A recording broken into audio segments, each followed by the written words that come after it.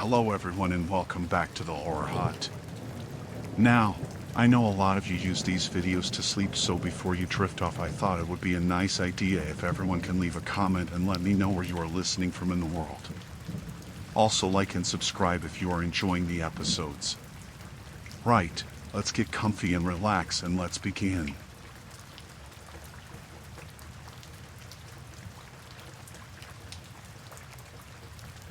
I don't know how to explain it, but I feel like I have to tell someone about what happened to me, even if it sounds crazy.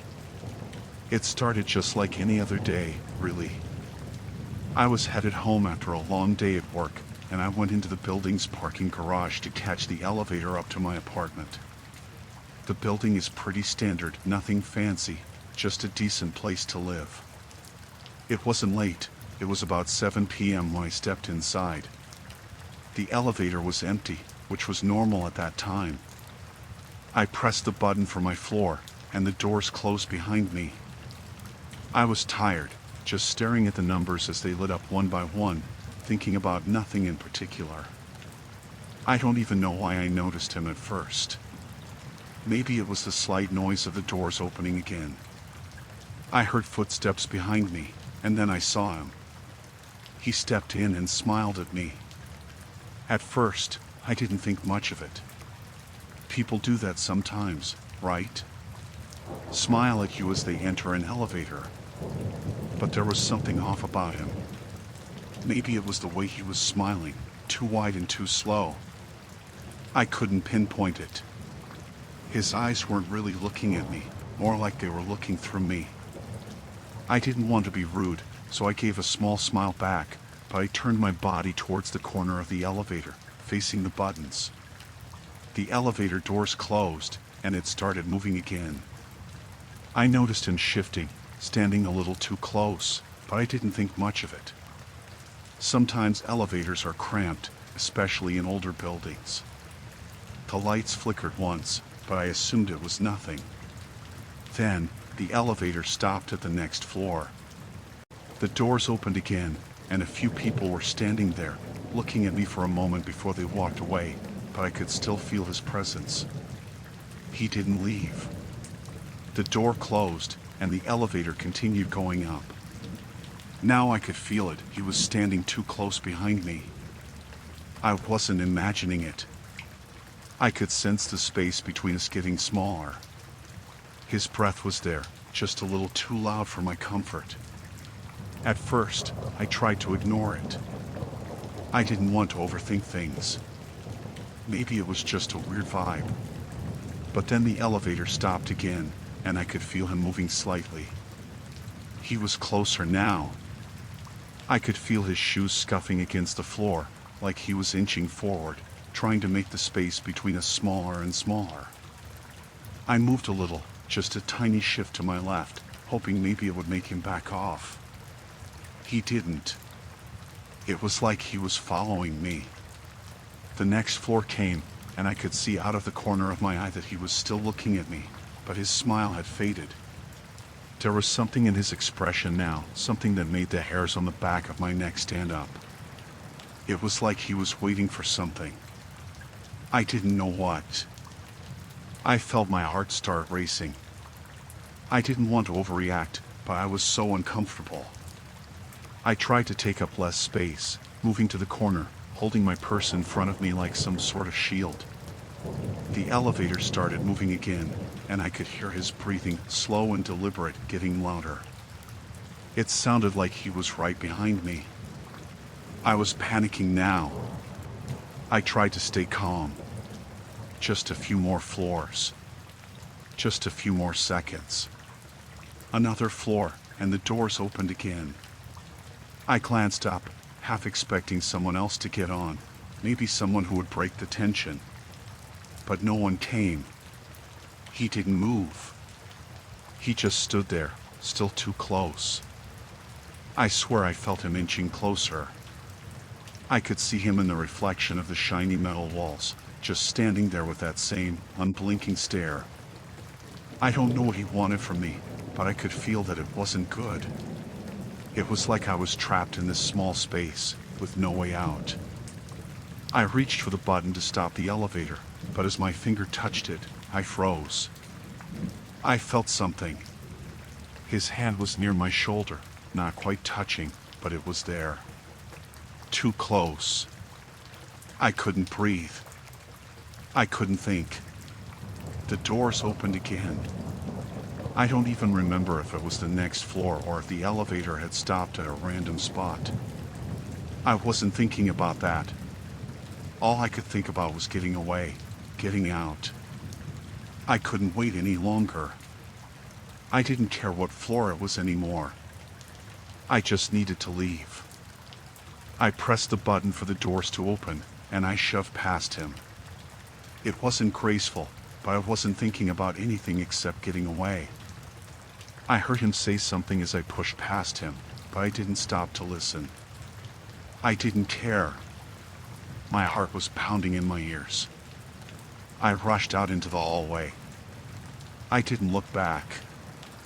I could hear his footsteps following, but I didn't dare turn around. I just kept walking fast, my pace quickening as I reached the stairwell. I didn't even bother with the elevator anymore. I just ran up the stairs, taking them two at a time. I didn't stop until I reached my floor. I ran to my apartment and locked the door behind me. I leaned against it, catching my breath, still not quite believing what had just happened. I don't know what that man wanted, but I've never been so terrified in my life. I don't know how to explain it, but I felt like I had no control in that moment. It wasn't just the fact that he was following me, it was the way he moved, the way he didn't leave when the doors opened, the way he just stood there, waiting for something. It's like he was trying to see how far he could push me before I did something. I haven't taken the elevator in weeks now, and I don't know if I ever will again. I can't forget the look in his eyes. He wasn't scared of me. He was just waiting. And I don't know what for, but I'm just glad I got out. I don't know what would have happened if I hadn't left when I did.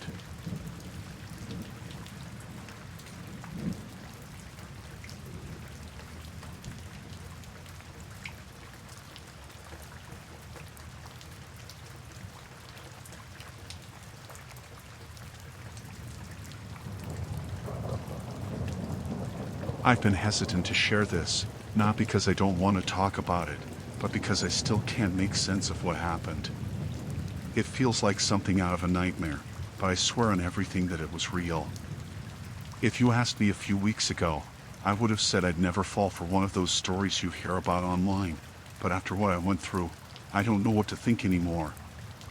It was a normal day, or at least it started that way. I had been running errands in the morning and decided to stop by a shopping center to grab a few things. I parked in the lot near the far end, since I wasn't planning to be there long. It wasn't crowded at all, just a few cars scattered around. I didn't think much of it. Before I went inside, I cracked my windows slightly. Not enough to draw attention, just a little so the air wouldn't get too stale while I was gone. I didn't even lock the car. I never do. I mean, I know it's not the safest thing, but I've always just felt like there's no need when you're parked in broad daylight, right? I walked into the store and went about my business, just a normal trip for a couple of items. I was only in there for about 15 minutes, maybe 20 at most. When I left, I didn't pay much attention to the parking lot. I just made my way back to my car. The sun had started to get lower in the sky, but it wasn't dark yet. As I reached the car, something felt off. At first, I didn't know what it was, but then I realized the door was locked. I didn't lock it. I know I didn't lock it. The click sound of the lock was clear when I grabbed the handle, and I tugged at it, expecting it to open. But no, it was locked. I stood there for a second, trying to wrap my head around it. There was no way I could have forgotten, right? I wasn't in any kind of rush when I parked. I just didn't lock it, like I always do. I fumbled for a second with my keys, trying to unlock the door. The feeling of something being wrong, like a low hum in my gut, wouldn't go away. I unlocked the door, but I didn't get in right away. Something was just making me hesitate, like a warning. Still, I opened the door, and when I stepped inside, the air hit me. It wasn't like my car at all. It smelled different. Not a bad smell, but not familiar. There was this faint, strange scent like the kind of perfume you might smell on someone who's been sitting in the car for a while. It wasn't a fresh, air-conditioned smell, like mine always is. My mind immediately started racing, and I almost didn't want to sit down. But I had no choice. I had to get in, so I did, trying to shake off the feeling of unease that kept crawling up my spine. I sat down and looked around. That's when I really started noticing things were out of place. My damn bag, wasn't where I'd left it.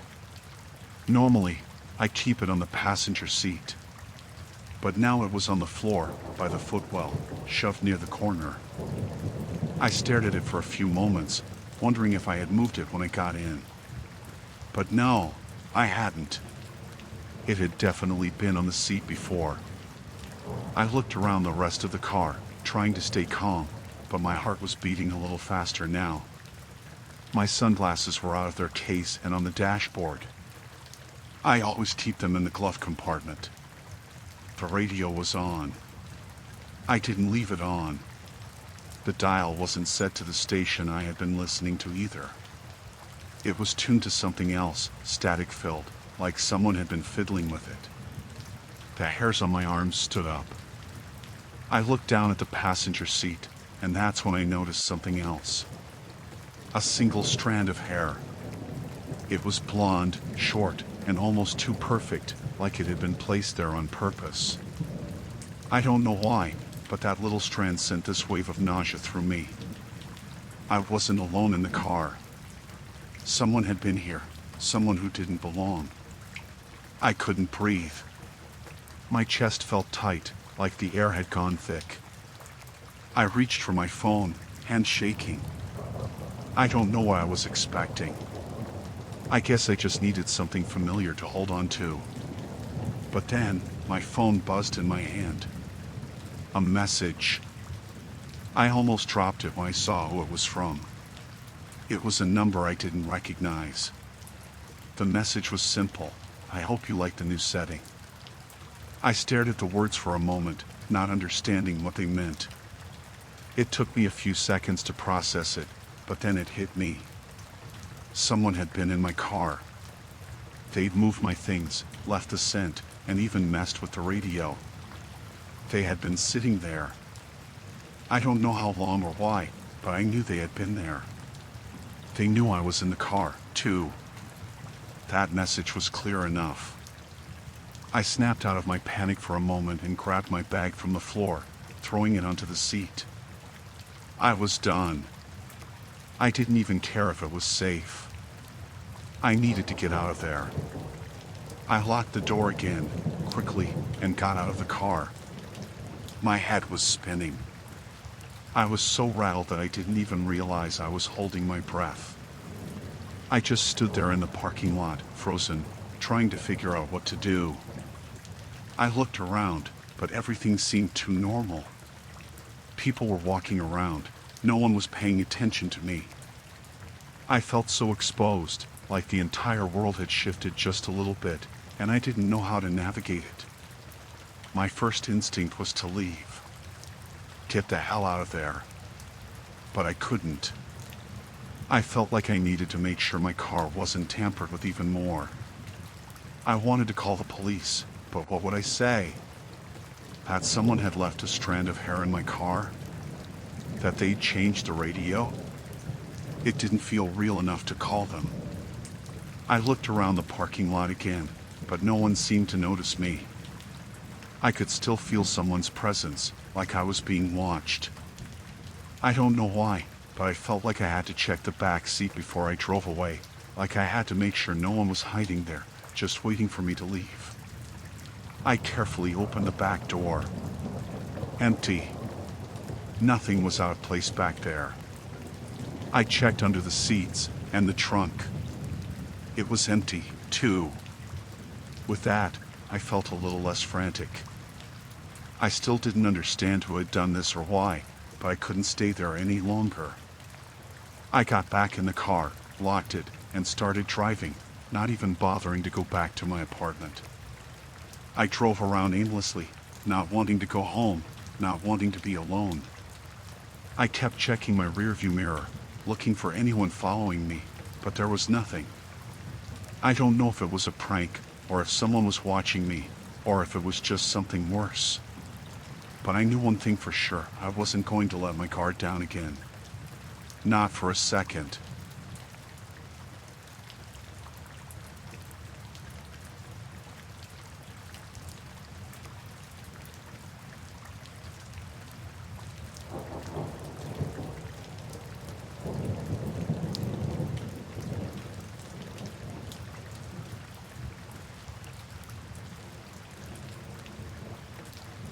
I'm still shaken by what happened, and even writing this out feels like I'm reliving it. I don't really know where to start, but I'll try my best to explain. I never thought anything like this could happen to me, and it's only now, days later, that I realize how close I came to something really bad. It was just another evening, normal, quiet. I was at home alone, sitting on the couch, watching TV. My brother had been out all day. He's in his mid-20s, works a lot, and I'm used to him being gone for hours at a time. I live in a pretty quiet area. Not much happens around here. The kind of place where you feel safe, you know? I was halfway through a movie when I heard the knock. It was loud, sharp, and clear, coming from the front door. I wasn't expecting anyone, but I figured it might be one of my brother's friends or maybe a neighbor stopping by. I paused the TV and went to the door. I peered through the peephole, just to be cautious.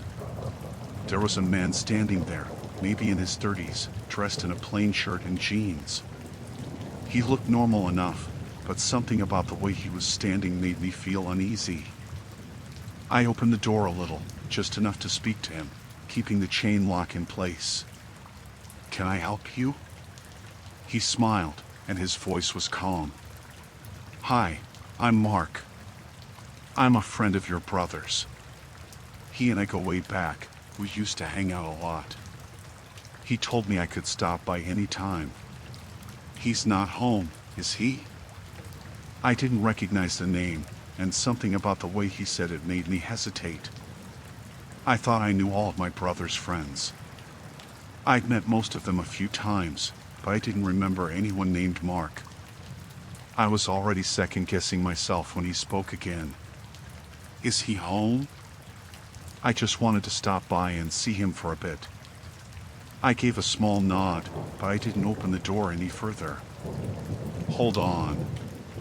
I'll call him and check," I said, trying to keep my voice steady. I turned away from the door, dialing my brother's number quickly. It only rang for a few seconds before he picked up, sounding out of breath, like he was busy or on the move.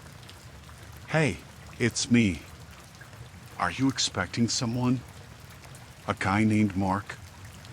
He says he's a friend of yours." There was a long pause on the other end of the line, longer than I expected.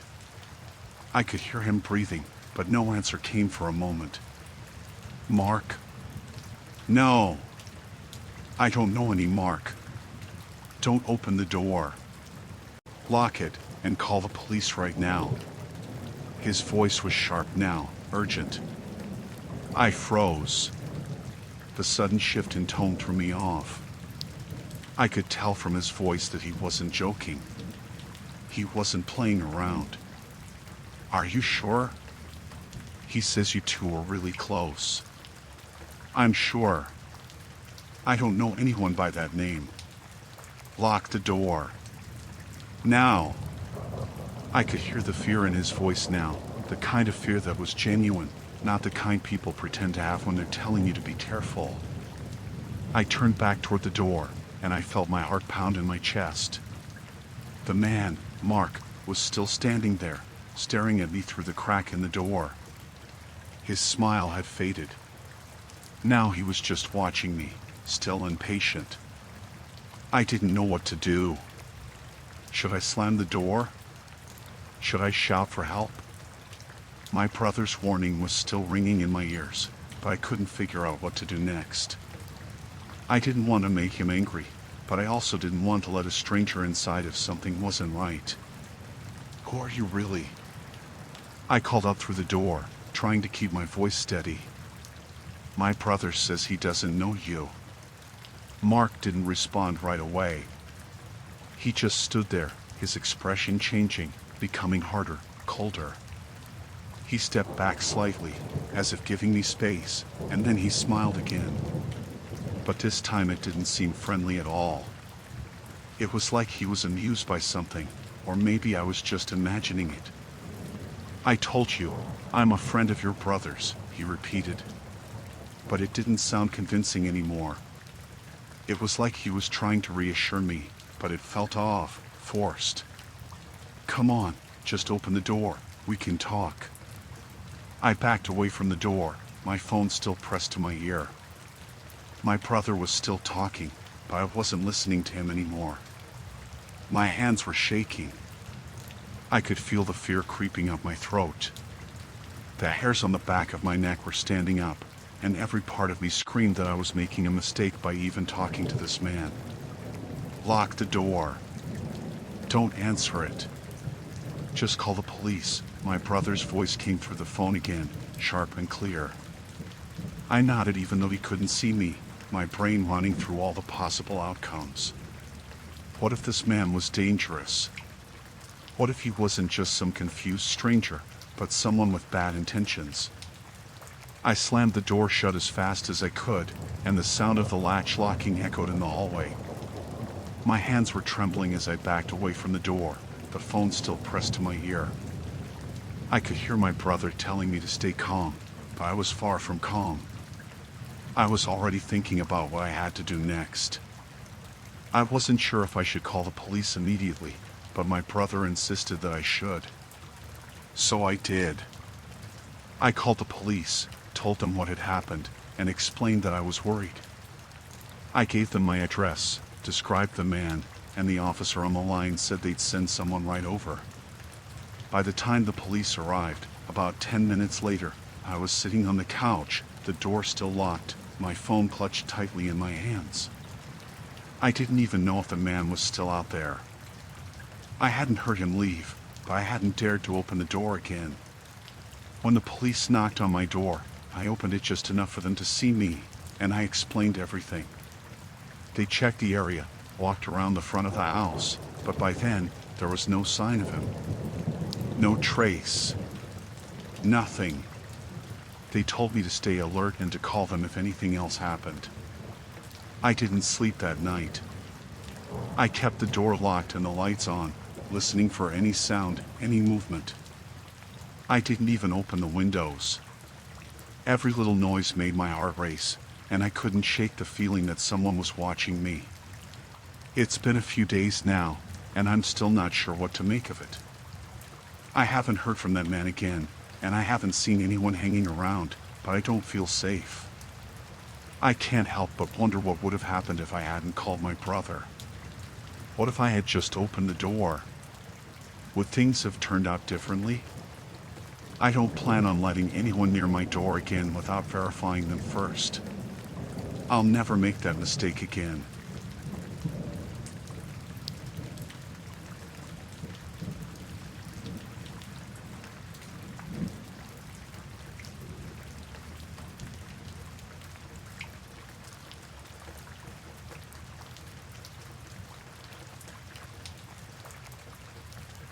It happened last Thursday. I still don't understand how it went down or how I didn't catch on earlier. It feels like something out of a movie, but it wasn't. It was real, and I'm still trying to make sense of it. I was home alone that afternoon, just a quiet day like any other. I don't get a lot of visitors, actually. I get very few, but I don't mind. I've been living in this small house for about 3 months, and I'm still getting used to the area. It's pretty peaceful, The kind of place where you think you're safe and nothing happens. I was sitting on the couch, reading some emails when I heard a knock at the door. It wasn't too loud, but it was clear. It wasn't like someone was banging to get in, but it was a definite knock. I wasn't expecting anyone, but I got up and went to the door. I glanced out the window next to it, just out of habit, to see who was there. There was a man standing on the porch. He looked normal enough, middle-aged, maybe early 40s, wearing a button-down shirt and slacks. He didn't look like he was in any rush, just standing there with his hands in front of him, looking casual.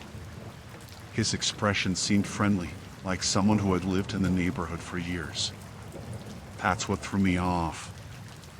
I thought maybe he was just a neighbor, one of the ones I hadn't met yet. I opened the door, keeping the chain on it first, just in case. He smiled when he saw me. "Hey there, I'm Greg. I just moved in down the street," he said, with a friendly tone. I didn't recognize him. I didn't even know who lived down the street, but it was a small area, and I figured maybe I had just missed meeting him. I was in a good mood, so I decided to chat for a second. "Oh, okay, nice to meet you," I said, still not fully sure why he'd be stopping by. But sometimes neighbors do that, right? It's not that weird. He continued. "I was just walking by and figured I'd say hi. You're the guy who moved in last, right? I've seen your car up front. Hope you're settling in okay." I nodded. "Yeah, just getting everything figured out. It's a bit quieter than I'm used to, but it's nice." We talked for a couple of minutes, nothing too unusual. He asked about the area, about the town. He mentioned a few local spots that I hadn't been to yet. Nothing that would make you question the interaction at all. He didn't seem strange or out of place. But as the conversation went on, something about it started to feel a little off. Like I couldn't put my finger on it. Maybe it was just how normal it all seemed, too normal. He was so comfortable, but it made me uneasy. At one point, he asked, "So, how long have you been living here?" "About 3 months," I replied.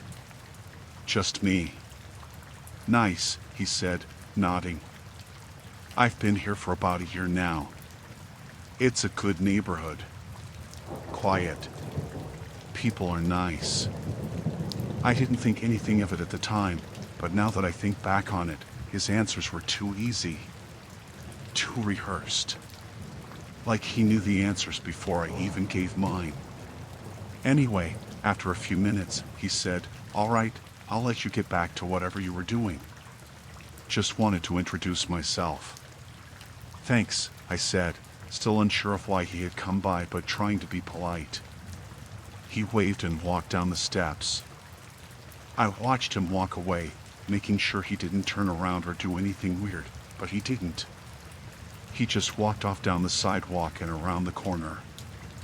I shut the door and locked it. Nothing strange. Nothing to worry about. I went back to what I was doing, but for some reason, I couldn't shake the feeling that something wasn't quite right. I kept thinking about the conversation. He never mentioned where exactly down the street he lived, never said his last name, never mentioned anything personal about himself, even though we had talked for a few minutes. It was small stuff, but it stuck with me. It wasn't until later, when I was thinking about it more clearly, that it hit me. I didn't recognize him. Not at all. I mean, I know it's a small neighborhood, and I've only been here for a little while, but I usually make a point of remembering people's faces, especially if they claim to live nearby. I know my neighbors well enough, and I'd never seen this guy before in my life. That realization made my stomach drop. It wasn't a crazy thought, but it was a strange one. Why would someone come to my door, say they were a neighbor, and just leave without telling me which house they lived in? Most people would mention something like that in passing. I stood there for a while, staring at the door, trying to make sense of it. Maybe he was just new to the area and didn't know the usual neighborly stuff, I thought. Or maybe he was someone who just didn't want to get too personal. But then I remembered something else. His face. He had this look in his eyes, this sort of calmness, like he knew more than he was letting on. Like he wasn't just some friendly neighbor who wanted to introduce himself. It felt rehearsed. The smile felt forced, like he was trying too hard. That's when I started to feel genuinely uneasy. I grabbed my phone and dialed a friend, just to distract myself. But as I was talking to him, I couldn't stop thinking about it. Something about the way the guy left was strange too. It wasn't like a casual goodbye. It was like he was just done with the interaction. There was no follow-up, no mention of being neighbors or anything. I told my friend about it, and he made a joke about it being a weird encounter, but the more I thought about it, the more it felt like I had just let a stranger into my life. Someone who didn't belong. Someone who came by, said the right things, and left, but I still didn't know anything about him. I tried to shake it off, but it didn't work. The next morning, I decided to take a walk around the block, just to see if I could spot him, to make sure he lived around here like he said. I walked past every house, looking for the guy, but I didn't see him. None of the houses seemed familiar. I kept thinking that maybe he was just passing through, maybe just a guy who had moved in and hadn't met anyone yet. But every part of me told me that wasn't the case. I didn't see him again after that. I didn't want to. I've been more careful ever since. I've locked my doors at night, always checked the peephole, and kept the blinds shut. I feel paranoid now, but I can't help it. Something in that man's eyes, his smile, something didn't sit right with me. I'm still not sure what it was, but I know that if he ever shows up again, I won't open the door. Maybe I'll never know who he really was. But I'm not going to take any chances.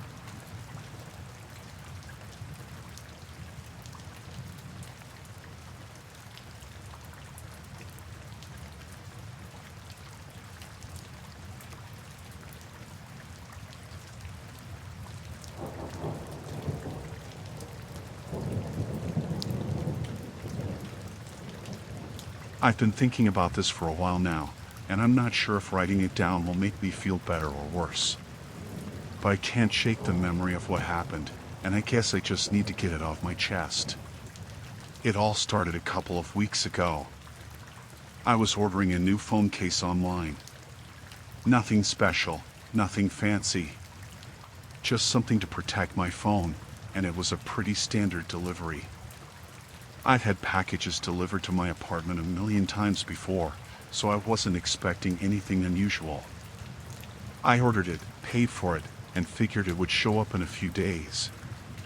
The day the package was supposed to arrive, I was at home working. I didn't hear the usual knock at the door, but I saw the notification on my phone saying the package had been delivered. I checked the front porch but didn't see anything. I thought maybe the delivery person had left it somewhere else, but when I checked the side of the building, I found the package tucked in between two plant pots near the entrance. I wasn't too concerned about it. I grabbed it and went back inside, expecting it to be exactly what I ordered. But when I opened it, my stomach dropped. It was empty. Completely empty. No phone case, no bubble wrap, nothing at all. I stood there, staring at the inside of the box, feeling confused. I couldn't understand it. Had it fallen out somehow? I checked the entire box, turned it upside down, and even looked under the packing paper. There was nothing. Just the box. I was starting to feel a little panicked, thinking maybe there had been a mistake with the order.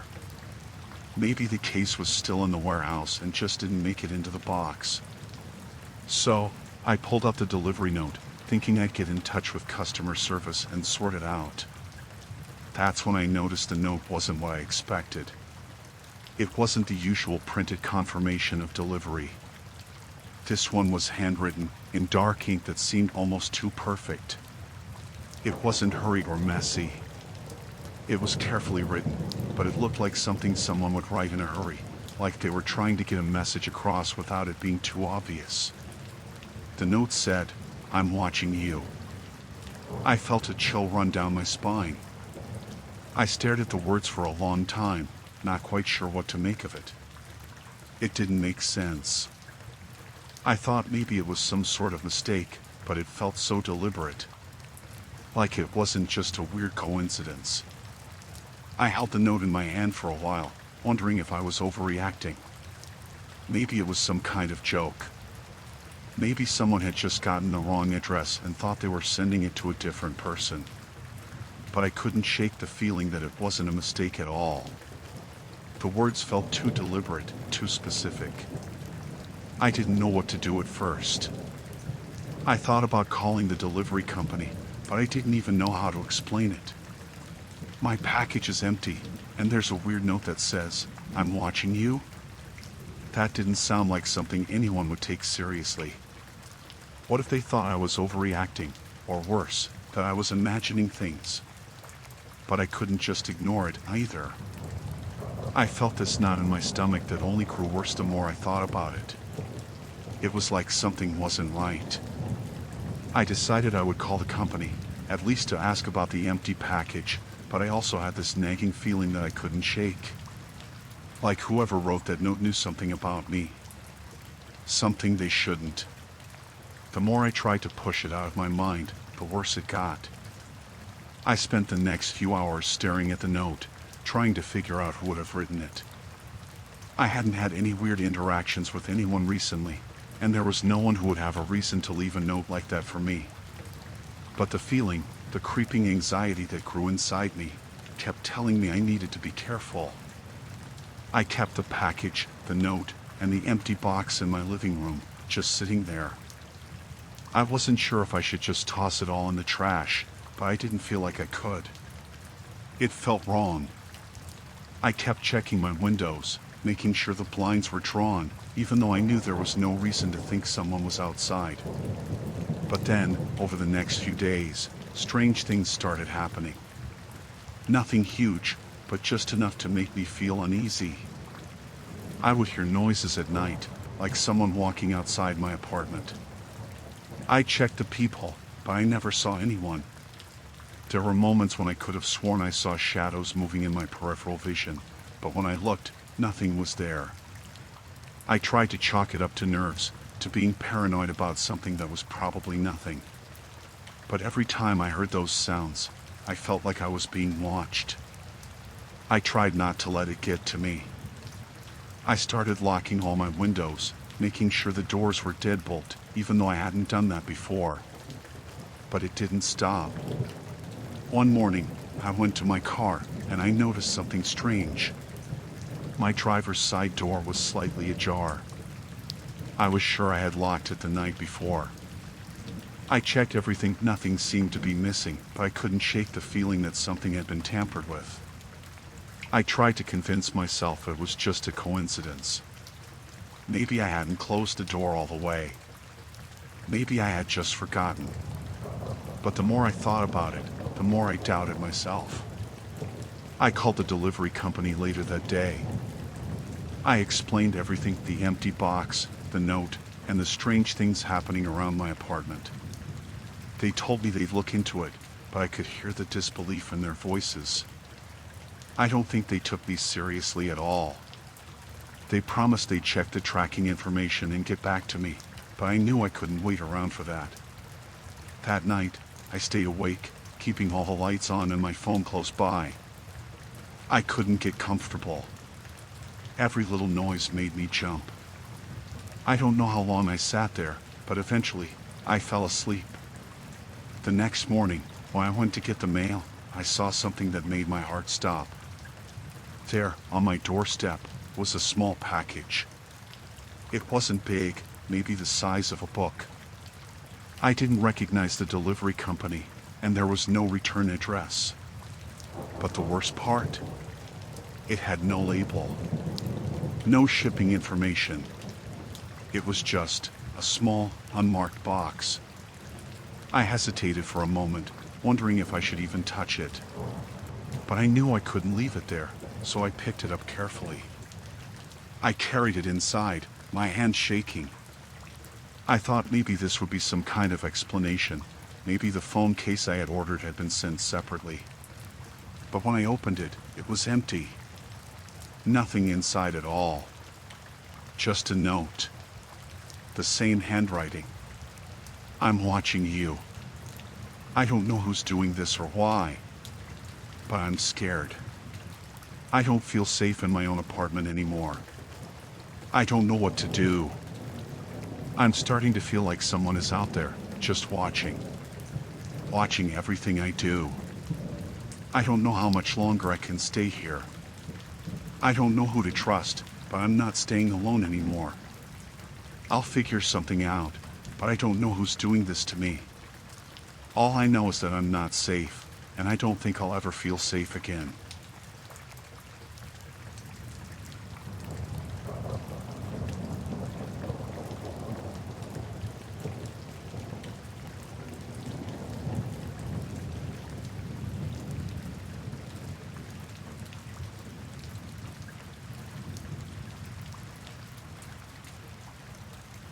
I've been debating whether I should share this for weeks.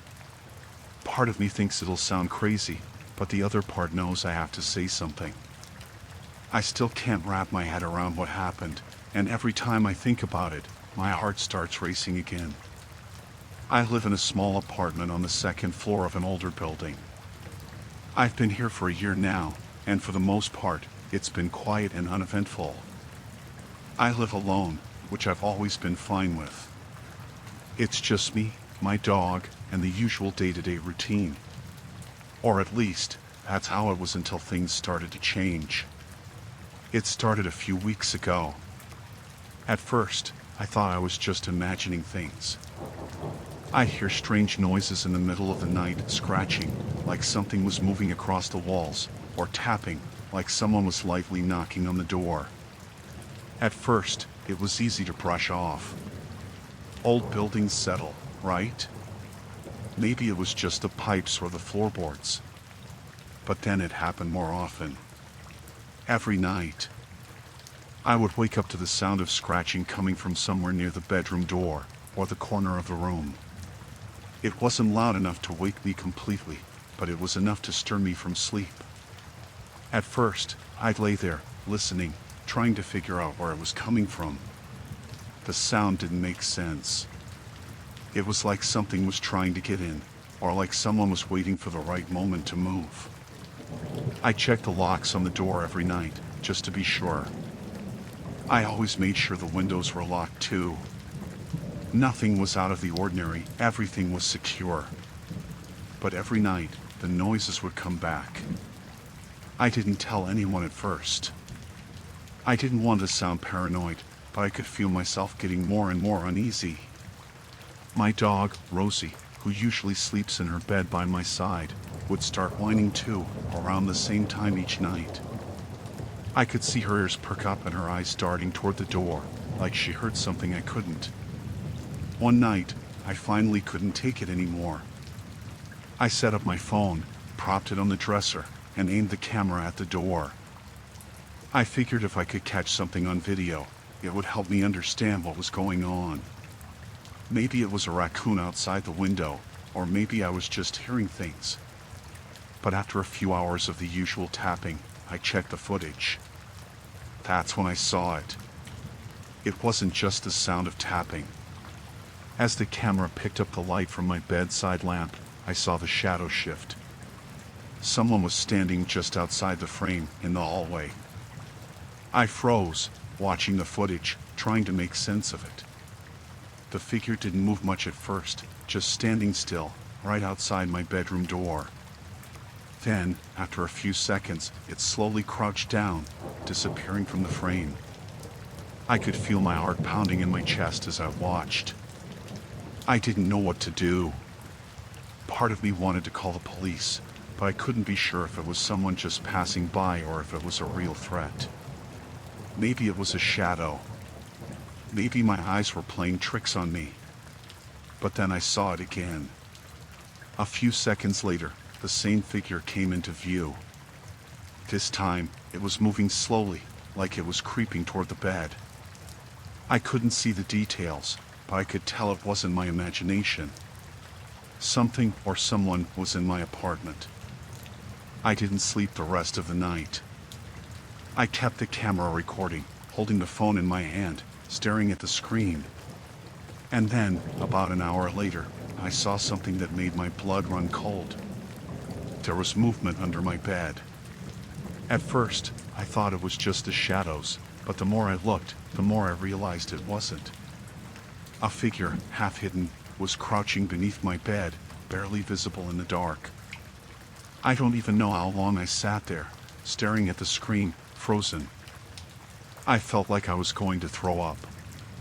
The person under the bed wasn't moving much, just staying still, like they were waiting for something. I was terrified, but I couldn't make myself move. I didn't want to go near the bed, and I didn't want to wake up the person who was hiding under it. I didn't know what to do. Finally, I grabbed my phone, bolted out of the room, and locked myself in the bathroom. I couldn't even think straight. My hands were shaking so bad I could barely dial the police. I told them everything about the strange noises, the footage, and the person under the bed. They didn't take me seriously at first, but I insisted. I don't know what they thought I was doing, but they eventually told me to stay inside and lock the doors. I waited in the bathroom, my phone clutched to my chest, for what felt like hours. The silence in the apartment was unbearable. I could hear my own breath, my heart beating in my ears. Every time I heard a sound, I tensed up, expecting someone to be standing outside the door. The police finally showed up, 2 officers. They didn't seem as worried as I felt, but they still searched the apartment, room by room. They didn't find anyone. At least, that's what they said. But I didn't trust them. I couldn't shake the feeling that someone was still there, hiding somewhere in the apartment. The officers didn't seem to think much of it, though. They told me that everything seemed fine and that maybe it was a case of mistaken noises. They said it was probably just a building settling or something like that. But I knew it wasn't just that. I showed them the footage from my phone. The shadow, the crouching figure under the bed. The officers didn't seem convinced, but they did say they'd keep an eye on the building for a while. They gave me a few tips on improving security and left. I didn't sleep for days after that. I checked every lock, every window, every corner of the apartment. I stayed with my parents for a few nights, but the feeling of someone being there watching me, waiting, never left. It's been weeks since that night. I've moved out of the apartment and into a different place. The building has been inspected, but they never found anyone, and nothing strange has happened since. Still, I can't forget the image of that figure under the bed, waiting in the shadows. I don't know who it was or why they were there. I don't know what their intentions were. But I've learned not to ignore the feeling of being watched.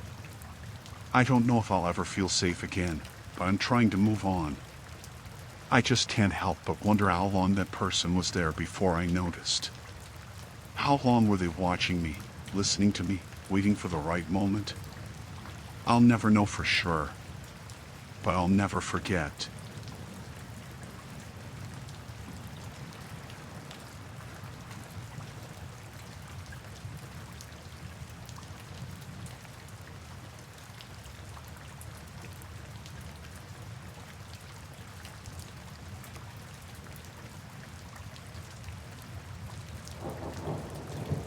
This happened to me a few months ago, and I still can't get it out of my head. I haven't told many people because I don't think anyone would believe me, but it's been eating at me, and I need to get it off my chest. Maybe writing it down will help, even if just a little. I had been working late that night. I'm an accountant, and sometimes I get stuck at the office finishing up things for clients. Nothing out of the ordinary, just a usual Wednesday evening. It was around midnight when I finally decided to head home. I live in a small town, so the drive back is long, mostly empty highway with a few scattered streetlights here and there. The kind of drive where the world feels quiet, and everything looks the same after a while. I didn't think anything of it when I first noticed the car behind me. At first, it seemed like any other car on the road. I didn't even give it much attention. It was a few cars behind me, and I was just focused on the road ahead, trying to get home. The highway stretches for miles, and it's not unusual to have a car pass you or follow you for a while. But this one stuck with me. I didn't think much of it, though, at least not yet. I made my first turn up the highway toward the road that leads into town. The other car didn't take the turn with me. I let out a small sigh of relief, thinking it was just a coincidence. But a few minutes later, as I was making another turn, I noticed headlights again in my rearview mirror. The same car. This time, it was closer. It was almost like it had been waiting for me to turn before it followed. I didn't panic immediately. I tried to tell myself it was all in my head. Maybe it was just another driver out for a late night like me. But then I started to get this uncomfortable feeling. The car wasn't just following me casually anymore. It was too close. Almost too close for comfort. So, I took another turn, a random one this time, just to see if the car would keep following. Sure enough, the headlights stayed right behind me. At this point, my heart started racing. I tried to shake it off, telling myself I was overreacting, but it was like something in the pit of my stomach just knew something wasn't right. I sped up a little, trying to lose them. The other car matched my speed. I took another turn, and then another. Each time, they stayed right on my tail. There were no other cars on the road, just me and this car. My anxiety kept building. I felt like I was being hunted. No matter how many twists and turns I made, no matter how fast I drove, this car stayed right there. I could see the headlights in my mirror. It was the same make, same model, just a few feet behind me. There was nothing distinguishing about the car, just a dull, ordinary sedan, but the driver was following me too deliberately. I thought about calling the police, but my phone was in the passenger seat, and I didn't want to take my eyes off the road. The only thing I could think of was trying to get to a place where there were other people. Maybe then they'd back off.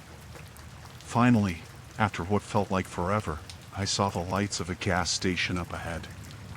It was still a few miles down the road, but it was the first sign of civilization I'd seen in a long time. The station was well lit, so I took the exit and drove straight toward it. I pulled into the lot, my hands tight on the wheel, my whole body tense, hoping that whoever this was would stop following me once I was around other cars. As I slowed down to turn into a parking spot, I glanced in my rearview mirror again. The other car was still behind me. I thought, maybe they'll just keep driving by, but to my shock, the car didn't stop. Instead, it sped up. Without slowing down, the car swerved, making a sharp turn, and tore off down the road.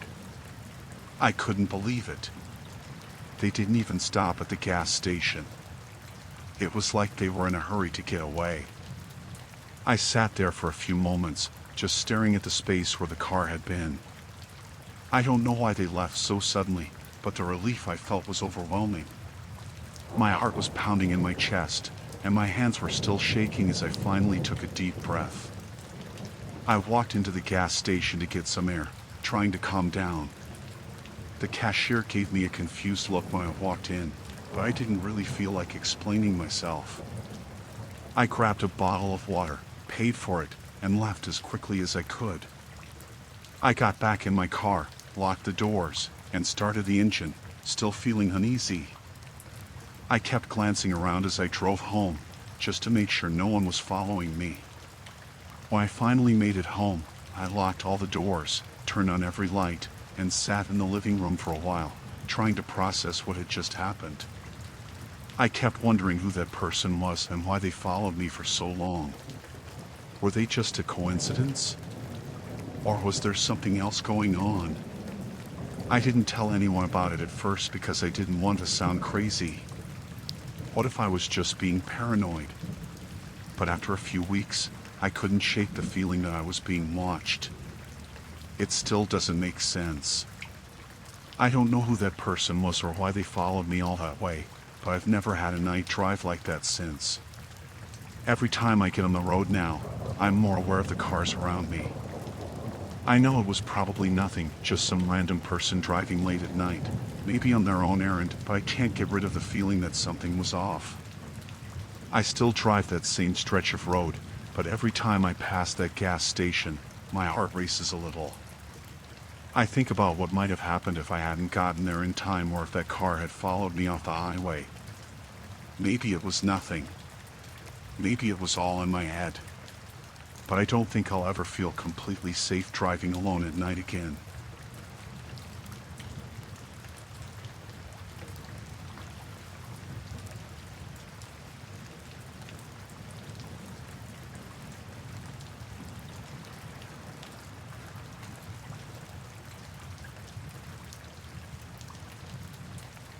I honestly wasn't sure anyone would believe me, but after everything that happened, I just can't shake it off.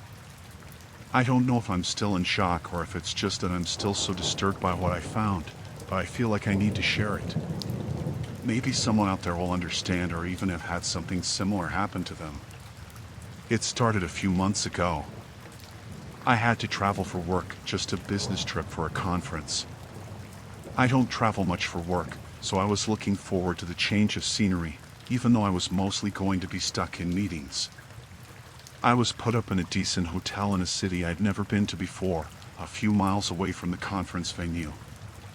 It wasn't a 5-star place, but it wasn't a dump either. Just an average hotel with a few amenities and a decent reputation. I checked in late in the afternoon and was given my key. The front desk staff was nice enough, nothing remarkable. I was tired from the travel, so after getting into my room, I didn't waste any time.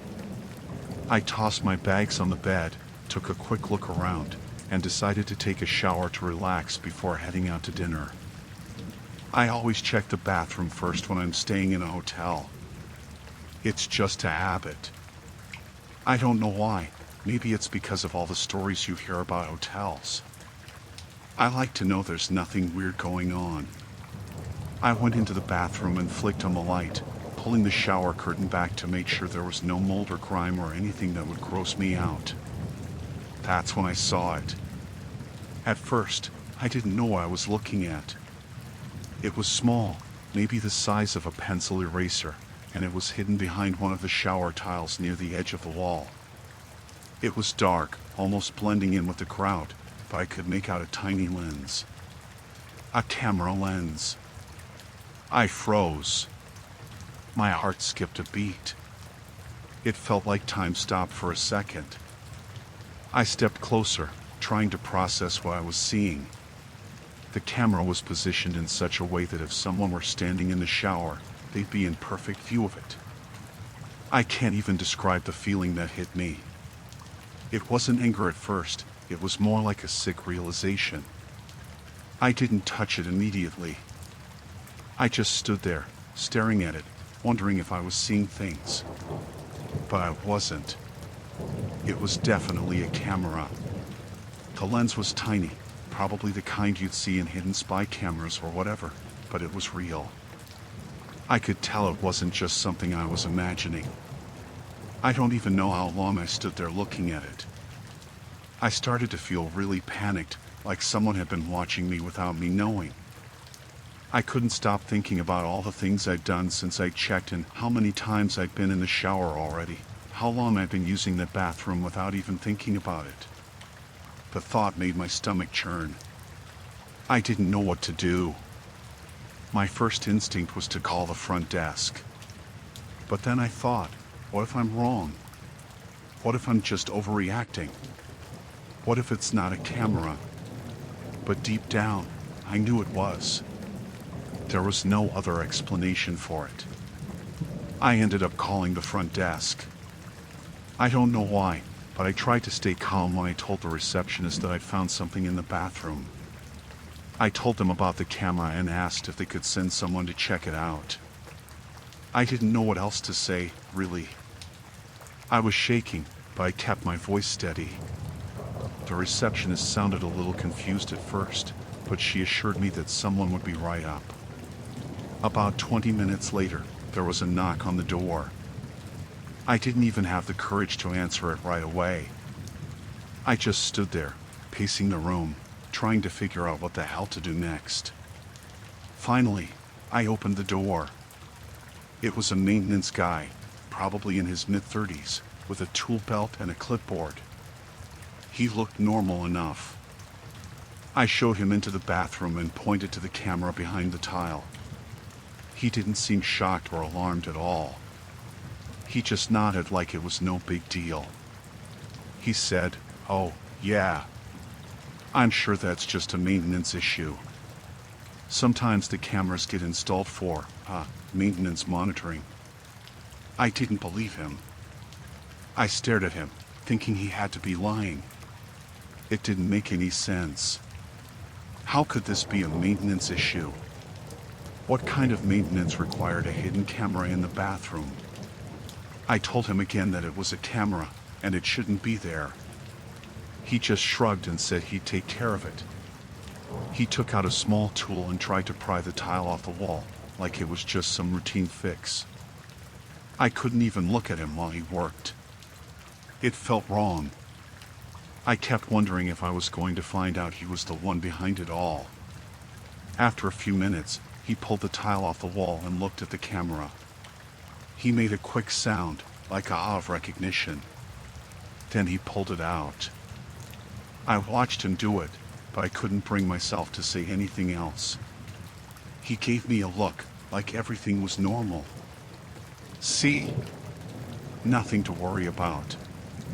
It was just a misplaced camera. Happens sometimes when maintenance is installing new equipment. I didn't believe him, but what could I say? I was already getting the feeling that he wasn't going to be honest.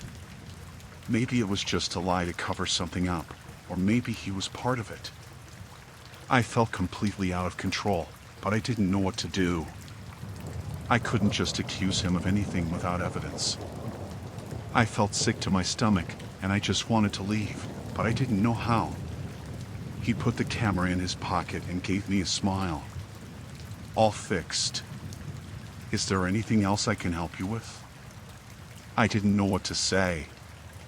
I just shook my head and forced a smile, still trying to figure out if I was going crazy. He left, and I locked the door behind him, but I didn't sleep a wink that night. I kept thinking about the camera, the way he handled it, the fact that no one was taking it seriously. I left the next morning without saying anything more. I didn't report it to anyone else. I don't know why. Maybe I thought I wouldn't be believed, or maybe I was scared of what would happen if I did. But I couldn't forget what I had seen. I couldn't stop thinking about it. I've been staying in a different hotel for business ever since. Every time I check into a new place, I check the bathroom immediately. I don't know what would have happened if I hadn't found that camera, but I'll never forget the feeling of knowing that someone had been watching me.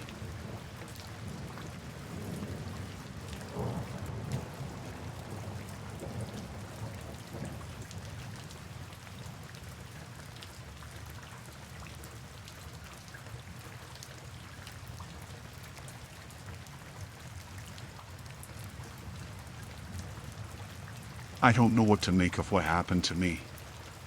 I still think about it almost every day. It's one of those things that sticks with you, and you can't quite shake it. It's hard to explain, but I'm going to try. It started a few months ago.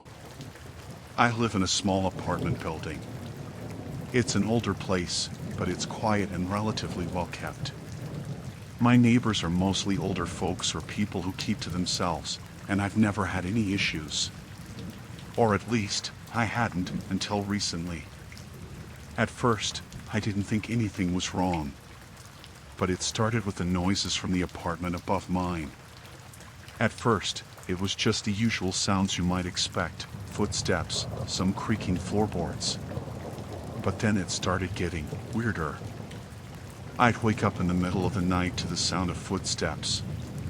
Not just walking back and forth, but like someone pacing. Like they were walking in circles. It was strange because it wasn't consistent. Some nights, it would happen at 2 in the morning, and other nights, it would start at 4. There was no real pattern to it, but it was always the same slow, dragging steps, almost like someone was walking in heavy shoes. It wasn't just the footsteps, though. There were other sounds, too.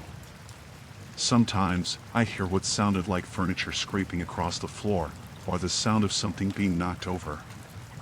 I tried to ignore it at first. I told myself it was just an old building and that there were probably just some people up there who were a little noisy. But it didn't stop. It didn't get any better. In fact, it got worse. It reached a point where I couldn't sleep. Every night, I'd lie in bed, wide awake, listening to the noises above me. I remember one night, I was so frustrated that I decided to try something. I knocked on their door.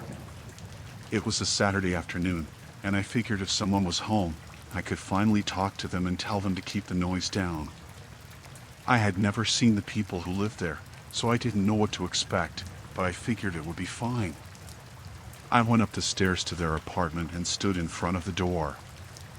I knocked a few times. No answer. I knocked again, a little louder this time. Still nothing. I waited for a moment and knocked again, thinking maybe they just didn't hear me. Still no answer. At this point, I was a little frustrated but didn't think too much of it. Maybe they were out. But something felt off. The apartment looked completely normal from the outside. It was just another door, just like mine.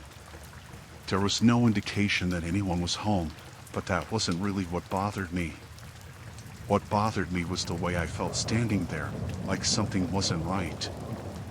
I decided to leave, but as I turned to go back down the stairs, I saw the building manager walking up. He had keys in his hand, and I had a sudden impulse to ask him about the apartment above me. I caught up with him and asked, "Do you know who lives above me?" He looked at me, confused for a second. "No one.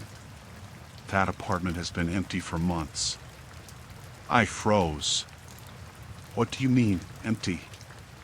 "But I hear noises. Footsteps, furniture moving, things like that." The manager just shrugged, looking a little uncomfortable. "I'm not sure what to tell you. It's been empty ever since the last tenants moved out. I haven't heard anything about it. Maybe it's just the pipes or some weird noises in the walls. You're not the first to say something about it." I felt my stomach drop.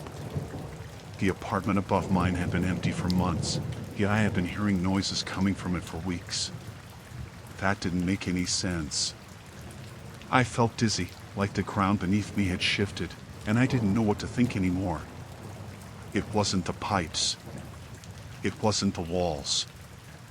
I had heard furniture moving, distinct sounds, like someone was rearranging things or walking around. And it had been happening at all hours. I asked the manager to check the apartment. I don't know why I thought it would help, but I needed some kind of answer. He agreed to open it up, and we both walked up the stairs. I felt nervous, like I was about to discover something I didn't want to know. He unlocked the door to the apartment and pushed it open. The place was completely empty. Nothing. Not even furniture. It looked like it hadn't been lived in for a long time. The windows were covered in dust, and there were no signs of anyone having been there recently. No signs of life at all. I just stood there, staring into the apartment. I couldn't believe what I was seeing. The manager looked at me, then back at the apartment. See? There's nothing here. You can come in and look around if you want, but there's no one living here. I couldn't bring myself to go in. I just stood in the doorway, trying to make sense of it all. How could I have been hearing all those noises? It wasn't possible. I wasn't imagining it. But the apartment was clearly empty. I could hear the echoes of my own voice as I spoke, and the silence in the room felt unnaturally loud. The manager didn't seem concerned at all. He shrugged again and said, "Maybe it's just the building settling or the heating system. You should try to relax. It's an old building." I didn't say anything. I just walked out, my mind racing. I don't know what I thought I would find, but I didn't find anything. I couldn't stop thinking about those noises. Where had they come from? After that day, I couldn't stay in that apartment anymore. I wasn't scared in the traditional sense. I didn't feel like something was going to jump out at me. It was more like a constant unease, like something wasn't right but I couldn't figure out what it was. I eventually moved out. I found a new place across town, and since then, I haven't heard anything strange. But I still think about it. I don't know if I'll ever get an answer. I don't know what was happening in that apartment, but I'm sure I wasn't imagining it. Those noises were real.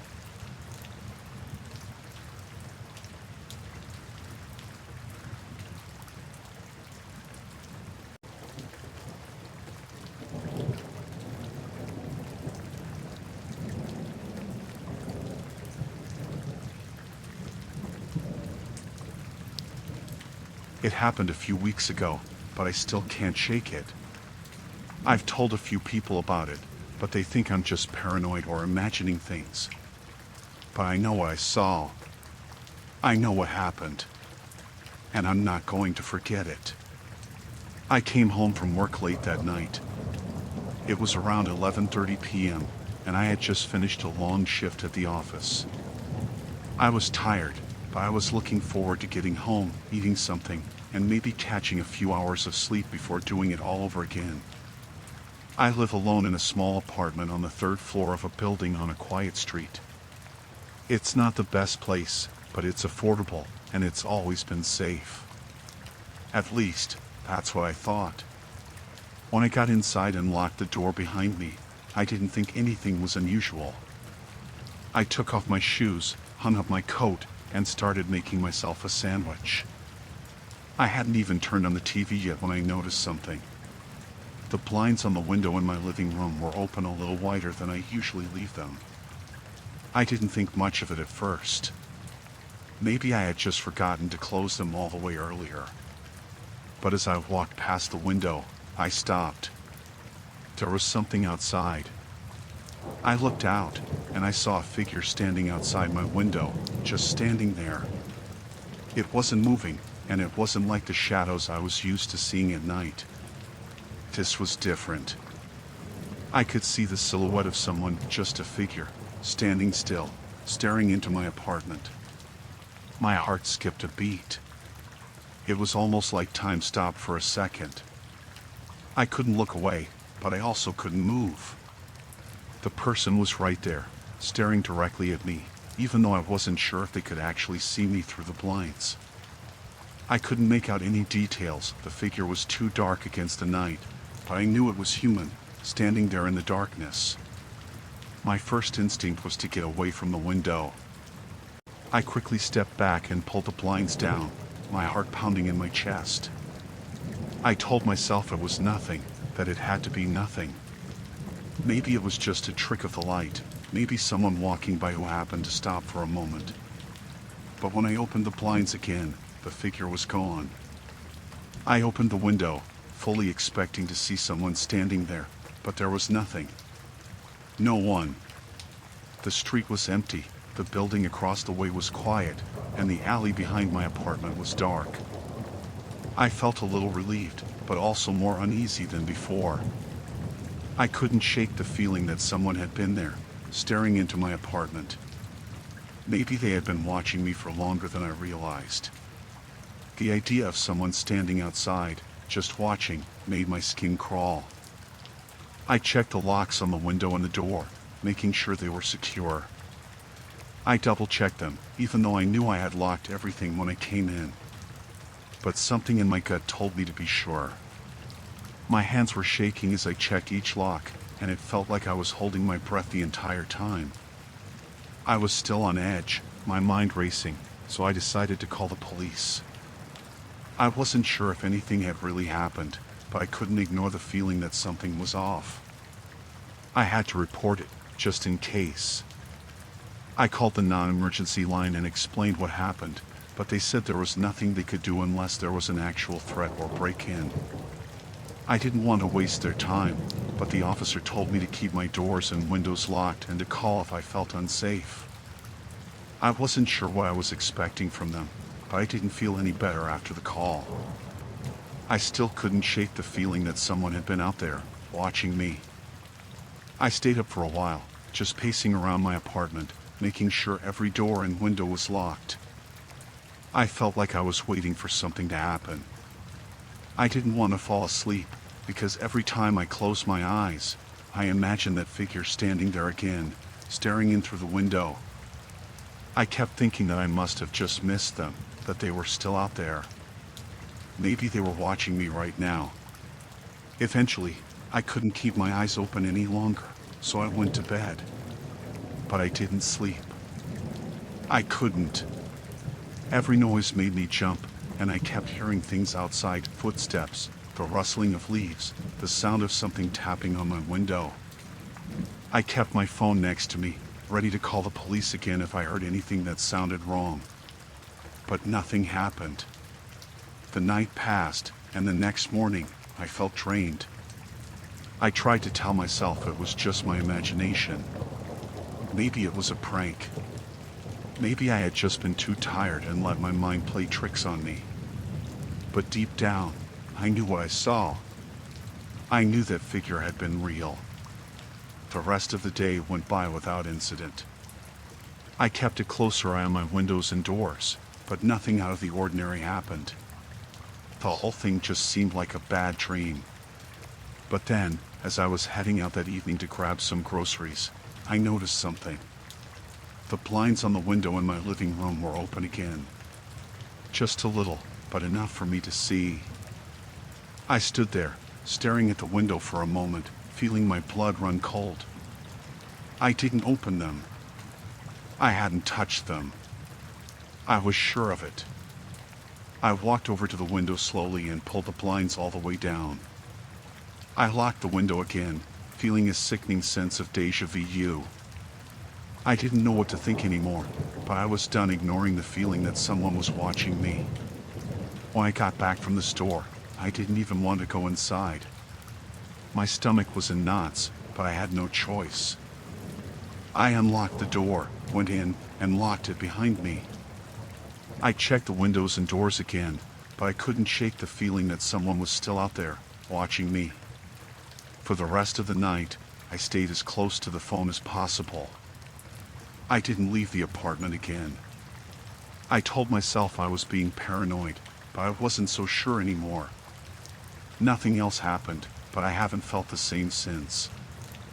I've been locking everything down even tighter now. I don't even want to look out the windows anymore, and every time I hear something outside, I freeze.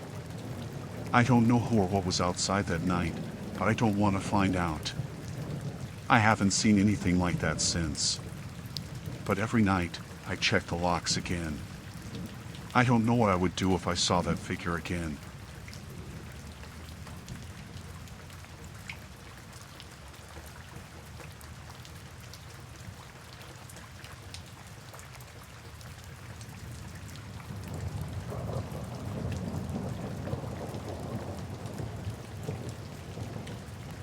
This happened a few months ago, and I still can't fully shake the feeling of unease that came with it.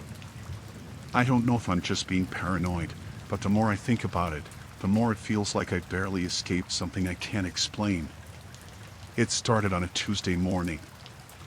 I had just finished my cup of coffee and was sitting down at my kitchen table to start working when my phone rang. It was an unfamiliar number, but that's not too unusual these days. I figured it was one of those automated calls about lower credit card rates or something, so I almost ignored it. But for some reason, I picked it up. "Hello?" I answered, my voice still a little groggy from just waking up. "Good morning, ma'am. This is Ryan from your local utility company. I'm calling because we need to perform a gas inspection at your property. It'll only take a few minutes." I was still half asleep, so I didn't really think much about it. Gas inspection? I'd never received anything about it, but it seemed plausible enough. I figured they must have sent a letter or something that I missed. Okay, but I didn't get any notice about this. "Are you sure it's necessary?" I asked, already starting to feel a little uncomfortable.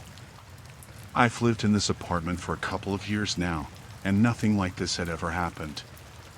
"Yes, ma'am, it's part of our routine checks. We just need to come in and inspect your gas lines for safety. It'll take about 20 minutes.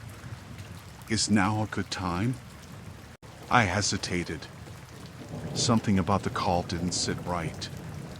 It wasn't the voice. Ryan sounded friendly enough, but it was the lack of details. No mention of my address, no explanation for why I hadn't received any prior notice. I knew I should have asked more questions, but I was still half asleep, and I didn't want to seem rude. "I'm not sure." "I wasn't expecting anyone," I said, trying to sound more awake. "Ma'am, it's for your safety. It's very important that we come inside today." "This is standard procedure," he insisted, his tone getting a little firmer. I felt a cold twinge in my stomach. The whole thing just felt off. I wasn't going to let some random person come into my apartment without verifying things first. "I'm really sorry, but I don't think I can let you in without more information," I said, trying to keep my voice calm. "Ma'am, it's just a quick check. I can send someone right over." His voice was still calm, but now there was an edge to it. I felt my heart rate pick up. I wasn't sure why, but something about the persistence was starting to feel wrong. It wasn't like a typical customer service call. It didn't feel right. "I'm going to need to verify this. I'll call the utility company directly," I said, my voice shaking a little. "Ma'am, we're just trying to help you," he said, his voice now almost pleading. "It's really important. It'll only take a few minutes." I felt my skin crawl. I could hear the frustration in his voice now, and it made me want to end the conversation as quickly as possible. "Thank you, but no. I'm not letting anyone in today," I said, then hung up the phone without giving him a chance to respond. I sat there for a moment, feeling the rush of adrenaline flood my system.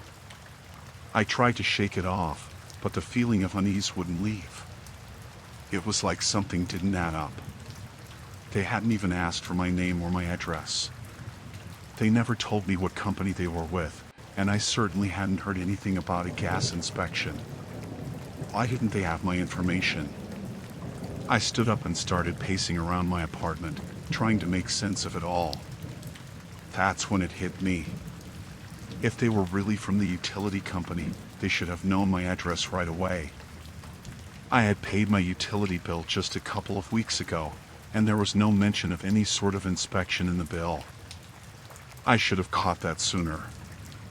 I immediately called the utility company's customer service line, dialing the number I knew to be correct from their website. I explained the call I had received, and the woman on the other end went silent for a moment. "That doesn't sound right at all," she said. "We don't make calls like that for inspections. And we would have sent a letter or email if something like that was scheduled." I felt my stomach twist. My hands started shaking, and I realized that I had almost let this person into my home. I don't know who that was, "But they're not from us," she said firmly. "We recommend you report it to the police." That sounds like a scam. I felt a cold chill run down my spine. The more I thought about it, the more I realized how dangerous the situation could have been. I didn't know who that person was, or what they wanted. The fact that they were so insistent, so pushy, made it even worse. I immediately hung up and called the police, not sure if I was overreacting but not willing to take any chances. When I explained what had happened, the officer I spoke to told me to lock all my doors and windows and to call back if anyone showed up. They took my information down and said they would send an officer to patrol the area for a little while. I spent the rest of the day with my blinds closed, checking the locks every few minutes. I didn't leave my apartment, not even to check the mail. I felt like I was being watched. The whole thing just didn't sit right. I had almost let someone into my home who had no business being there. If I hadn't trusted my gut, who knows what could have happened. Later that night, I checked the phone's call history to make sure I had saved the number correctly, but when I looked it up, it was a blocked number. No name. No way to track it. I felt sick just thinking about how close I'd come to letting them in. I didn't hear anything more about it after that. No one came to my door, and no other strange calls came through. But I don't think I'll ever forget that feeling of knowing something was wrong, but not quite being able to put my finger on it. It's been a while now, but I still get anxious when the phone rings from an unknown number. I never let it go to voicemail anymore. I've also started screening every single call I get, just to be safe. I'll never make the mistake of not trusting my instincts again.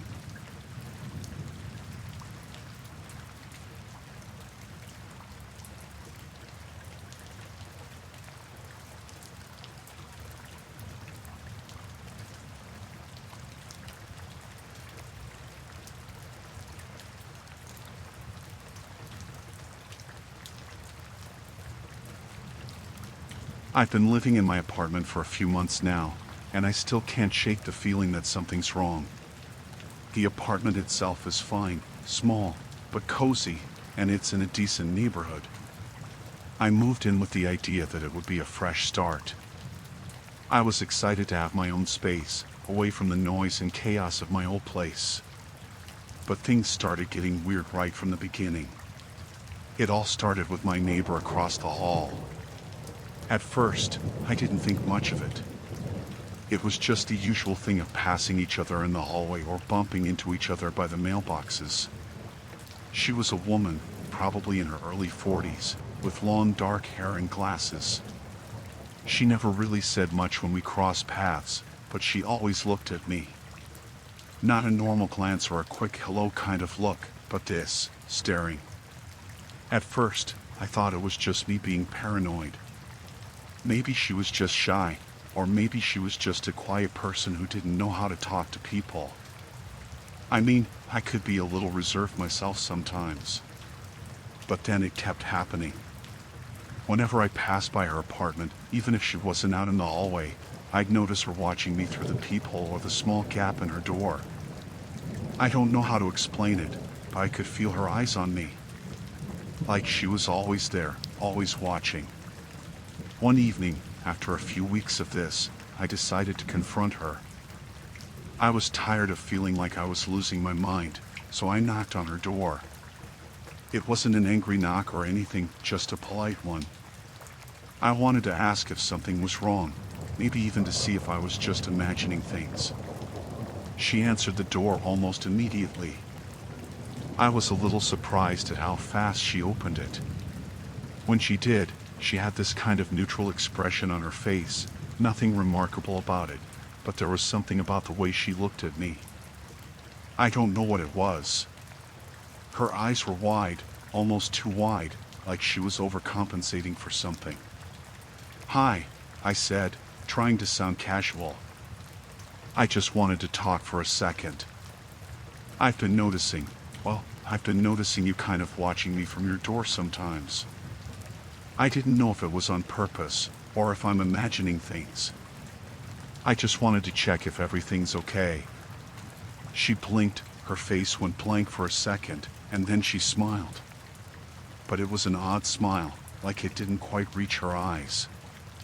"Oh, I don't know what you mean," she said, her voice kind of soft, but with this strange edge to it. "I haven't been watching you." "I don't know why you'd think that." I didn't know what to say. She didn't seem to be lying, exactly, but there was something off about her response. Like she wasn't really acknowledging what I was talking about, as if it was all in my head. I didn't press the issue, but I felt a little uncomfortable.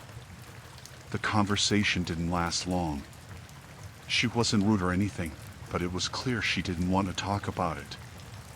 I walked back to my apartment, trying to shake off the feeling of unease that had settled over me. But no matter how hard I tried to push it aside, the feeling didn't go away. Over the next few days, the staring didn't stop. Every time I passed her door, I'd catch a glimpse of her face watching me from behind the crack in the door, or from the peephole. She was always there. Even if I just stepped out to take out the trash or walk to my car, I could feel her eyes on me. One night, it got worse. I was in my apartment, getting ready for bed. The lights were off, and I was just about to crawl under the covers when I heard the sound of a door creaking. I froze, my heart skipping a beat. I didn't know if it was my neighbor or someone else, but I could hear footsteps in the hallway. Slow, deliberate footsteps. The kind of footsteps that make you think someone's lingering just outside, unsure of whether or not to knock. The sound stopped right outside my door. I didn't know if it was her or someone else, but I could feel my pulse racing. After a few moments of silence, I heard the faintest sound like a quick, soft tap against my door. I didn't know what to do. I stayed still, holding my breath. The last thing I wanted was to open the door and find her standing there, staring at me. So I waited, hoping she'd just leave. But then I heard something that made my stomach drop. A voice. Soft, almost a whisper. "Are you scared of me?" My mind went blank. I didn't move. I didn't even blink. I could feel my body tense up, and I had this sick feeling in my stomach. It was her. It was definitely her. I don't know how long I stayed there, frozen in place, but it felt like forever. She didn't say anything else. The only thing I could hear was the sound of her footsteps slowly walking away down the hallway. But I didn't dare open the door to look. I couldn't. The next morning, I tried to go about my day like nothing had happened, but the feeling of being watched was stronger than ever. I couldn't shake it. I kept checking my peephole before leaving my apartment, making sure I wasn't being followed. And every time I stepped out, I'd see her door cracked open just slightly, as if she was waiting for me. I finally decided to call the landlord. I don't know why I hadn't done it sooner, but something about the situation made me feel like I needed to get someone else involved. I told them what had been happening, the constant staring, the creepy interactions, the tapping on my door. I even mentioned the whispered question from the night before. They seemed concerned, but they didn't exactly take it seriously. They said they'd check in with her and let me know if anything changed. But honestly, that didn't make me feel any better. I just couldn't understand why someone would behave that way. Why did she keep watching me? Why did she keep making it so obvious? Things didn't get any better. She still stared. The tapping still happened. I even heard her voice again once, outside my door, saying something about how the walls can hear everything. A few weeks later, I noticed a change.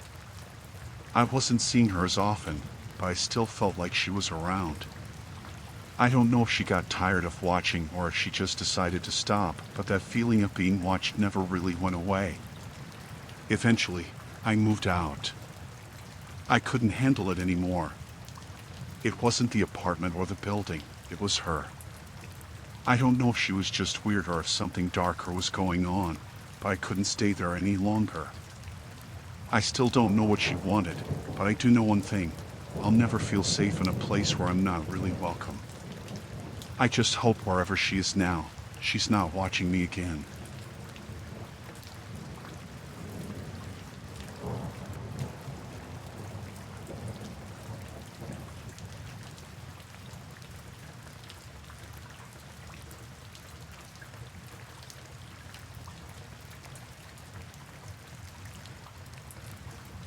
I moved into this place a few months ago, thinking it would be a quiet spot to settle down.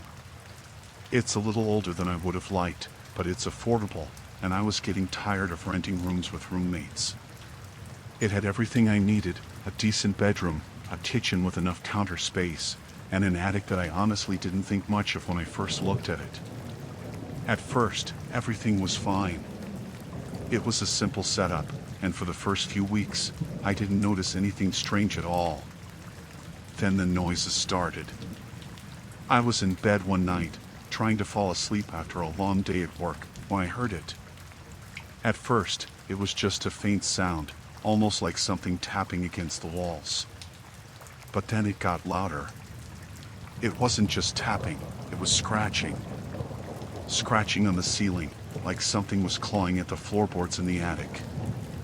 I didn't think much of it at first. It could have been an animal, maybe a raccoon or a squirrel.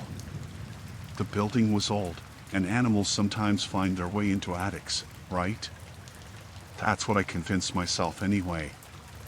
So I tried to ignore it, but it kept happening, night after night, at exactly the same time.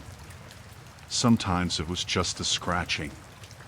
Other nights, there was dragging too, like something was being pulled across the floor. I even thought I heard faint whispers a couple of times. I don't know how to explain it, but it sounded like muffled voices. I was starting to lose sleep over it, so I decided to call my landlord. I wasn't sure how to bring it up, so I just told him that I was hearing noises coming from the attic and asked if he knew anything about it. His response was strange. He told me the attic was sealed off. He said that no one had been up there in years. In fact, he said it was part of the original construction plan, that they'd blocked it off because it was unsafe to use. The building had been renovated a few times before, but the attic had never been touched. That made no sense to me. If the attic was sealed off, then why was I hearing all of that noise? I pressed him a little more, but he just said that he'd have someone come by and check it out, maybe to see if there was an issue with the roof or something else causing the sound. I didn't sleep well that night. I kept listening, straining to hear the familiar scratching or dragging. I almost felt like I was losing my mind. Every little creak of the floorboards, every small gust of wind outside, made my heart race. I was waiting for it to happen again, but it didn't. That night, everything was still. The next morning, my landlord called me. He said he'd checked the attic himself. He sounded almost surprised when he told me that there was nothing up there, nothing unusual, no animals, no damage. He said the place was as sealed as he remembered it. I tried to explain the noises again, but he insisted that the attic had been untouched. At this point, I had to do something.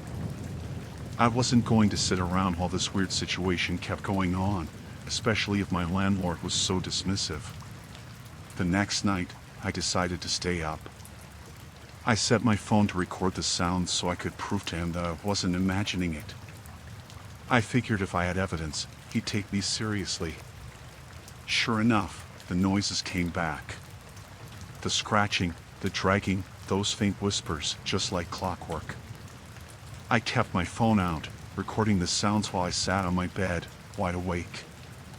It lasted for hours. At one point, I thought I could even hear a door creaking, followed by a low thud. The next morning, I showed the recording to my landlord. He didn't look convinced at first, but I could tell that something was bothering him. I asked him if he was sure there was no way into the attic, and he seemed hesitant for the first time. He agreed to have a proper inspection done. A couple of days later, he came by, and this time, he brought a contractor with him. The landlord was visibly uncomfortable, but he didn't say anything.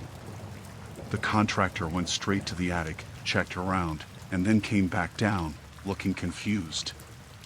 He asked if I had any idea what was up there, and I told him I didn't know. The landlord just stood there quietly. I don't know how long it took, but eventually, the contractor found something. It wasn't just the attic, there was a hidden door behind one of the walls. A small compartment, really almost like a crawl space, but it was well hidden. And when they opened it, there were old belongings inside, a few boxes of dusty clothes, some old furniture, and this is the part that still gets to me, several old newspapers, some dating back decades. But the most disturbing thing was the smell. It was awful, musty, and damp. The contractor said it looked like the compartment had been sealed for a long time, just like the rest of the attic. But the landlord looked like he'd seen a ghost.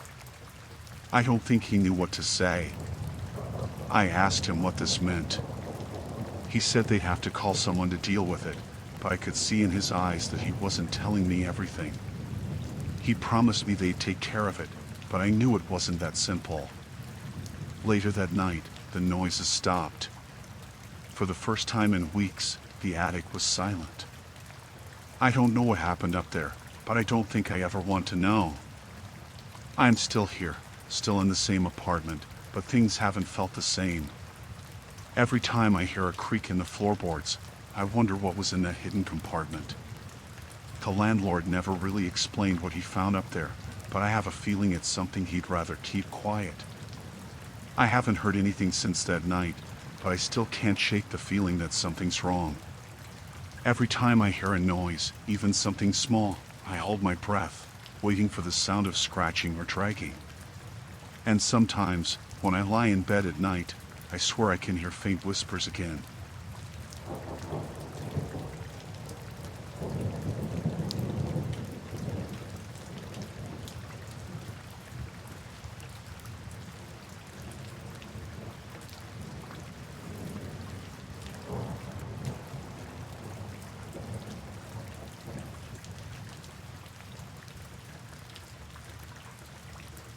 I don't know where to start. I guess it all began about a month ago when I first started getting the calls. They weren't anything that stood out at first. Just random numbers calling, which isn't that uncommon these days. I assumed it was spam or a wrong number, so I didn't think much of it. But then they started happening more often. Every day, at random times, usually when I was at home. I'd pick up the phone, say hello, but no one would respond. It was always just heavy breathing. At first, I thought maybe it was some kind of prank. People have done that before, right? Just call to breathe into the phone, try to freak someone out. It wasn't a big deal. I'd hang up, and it'd be over for the day. But then it didn't stop. The calls kept coming, and the breathing never stopped. Each time I picked up, there was just that raspy, almost labored inhale, followed by silence. I'd stay on the line for a few seconds, hoping someone would speak or explain what was going on, but no one ever did. I started blocking the numbers. I'd get a call, hear the breathing, hang up, and immediately block the number. That worked for a while, or so I thought. But then the calls kept coming. From new numbers, different area codes, every time. It was like I couldn't escape it. No matter what I did, the calls wouldn't stop.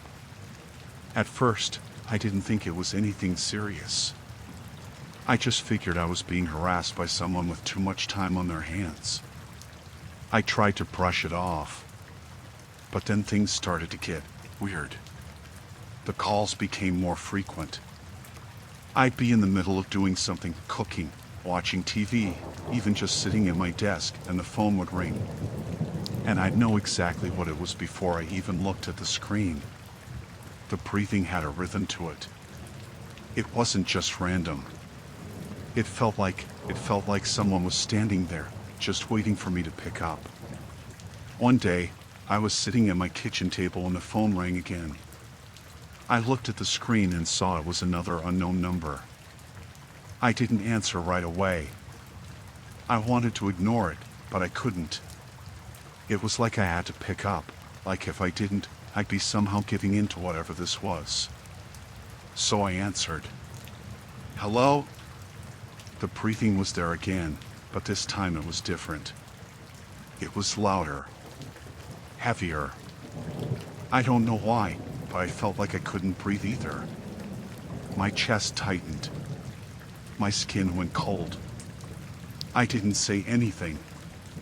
I just held the phone to my ear, waiting for something, anything. After a long moment of that suffocating, horrible breathing, I heard a click on the other end. The line went silent.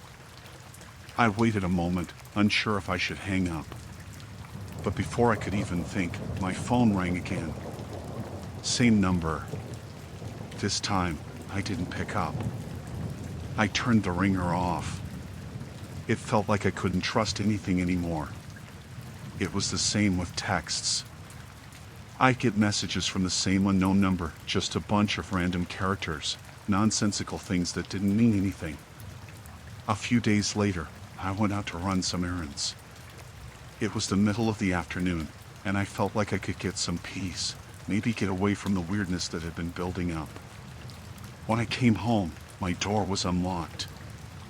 I always lock it when I leave. Always. I know I did. At first, I thought maybe I was just being forgetful, but when I stepped inside, the feeling hit me. Something wasn't right. The air was too still, the silence too thick. I checked the locks again, relocked the door, and started to check around the apartment. Nothing was missing. Nothing looked out of place, but the sense of unease was almost overwhelming. I decided to take the call seriously after that. Something wasn't right. And that's when I called the police. I didn't know if they could do anything, but I had to report the harassment, especially now that I had no idea how someone had gotten into my apartment. The officer who took the report told me that they'd look into it, but it wasn't much. They could try to trace the calls, but it might not lead anywhere. So I started keeping track of the calls myself. Every time a number would pop up, I'd write it down, take note of the time, how long the call lasted. After a few days of this, I realized something chilling. The calls weren't just random. They were happening when I was home. When I was there, sitting in my apartment. But not just that, sometimes they were happening right before I left the apartment, and sometimes right after I came home. That's when I realized someone was watching me. I don't know why it took me so long to figure it out, but once I did, I couldn't shake the thought. Someone was tracking me, somehow. The calls weren't random, they were timed, they were deliberate. I started checking the area outside my window more often, just in case someone was hanging around. But everything was always quiet. No one ever stood outside, not really. But still, that nagging feeling never went away. And then one night, after the sun had set, I got another call. It was the same heavy breathing, but this time, there was something different. It felt closer. It felt like someone was right there, just outside my door. I got up, walked to the window, and looked out. There was nothing at first. Just the empty street and the dim light of the street lamps. But then I saw it. A shadow. Just at the edge of the sidewalk. It was tall, thin. It didn't move at first, but I knew. I knew that someone was standing there, staring at me. Staring into my window. My heart raced. I froze. My phone was still pressed to my ear, and the breathing was still there. It was clear now, someone was standing outside my apartment. I don't know why I didn't call the police right away. Maybe I was in shock. Maybe I thought it was a coincidence. But I didn't. I grabbed my keys and my phone and rushed out of the apartment, locking the door behind me.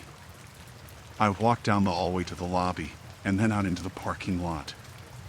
My mind was racing, and I couldn't even think straight. I called the police from outside, told them about the calls, about the shadow I'd seen outside my window. They arrived soon after. I gave them all the details. They didn't find anyone in the area, but the fact that they took it seriously gave me some relief. That night, I stayed with a friend. I don't know if I could have stayed in that apartment alone again. It felt unsafe. I didn't want to go back, but I didn't have a choice. When I came back the next day, the calls stopped. I never got another one, and I haven't had a call since. The police never found anything. No trace of the person who had been using the burner phone to track me. I still don't understand what happened. But I know this much: someone was out there, watching me. And I don't know how close they really were.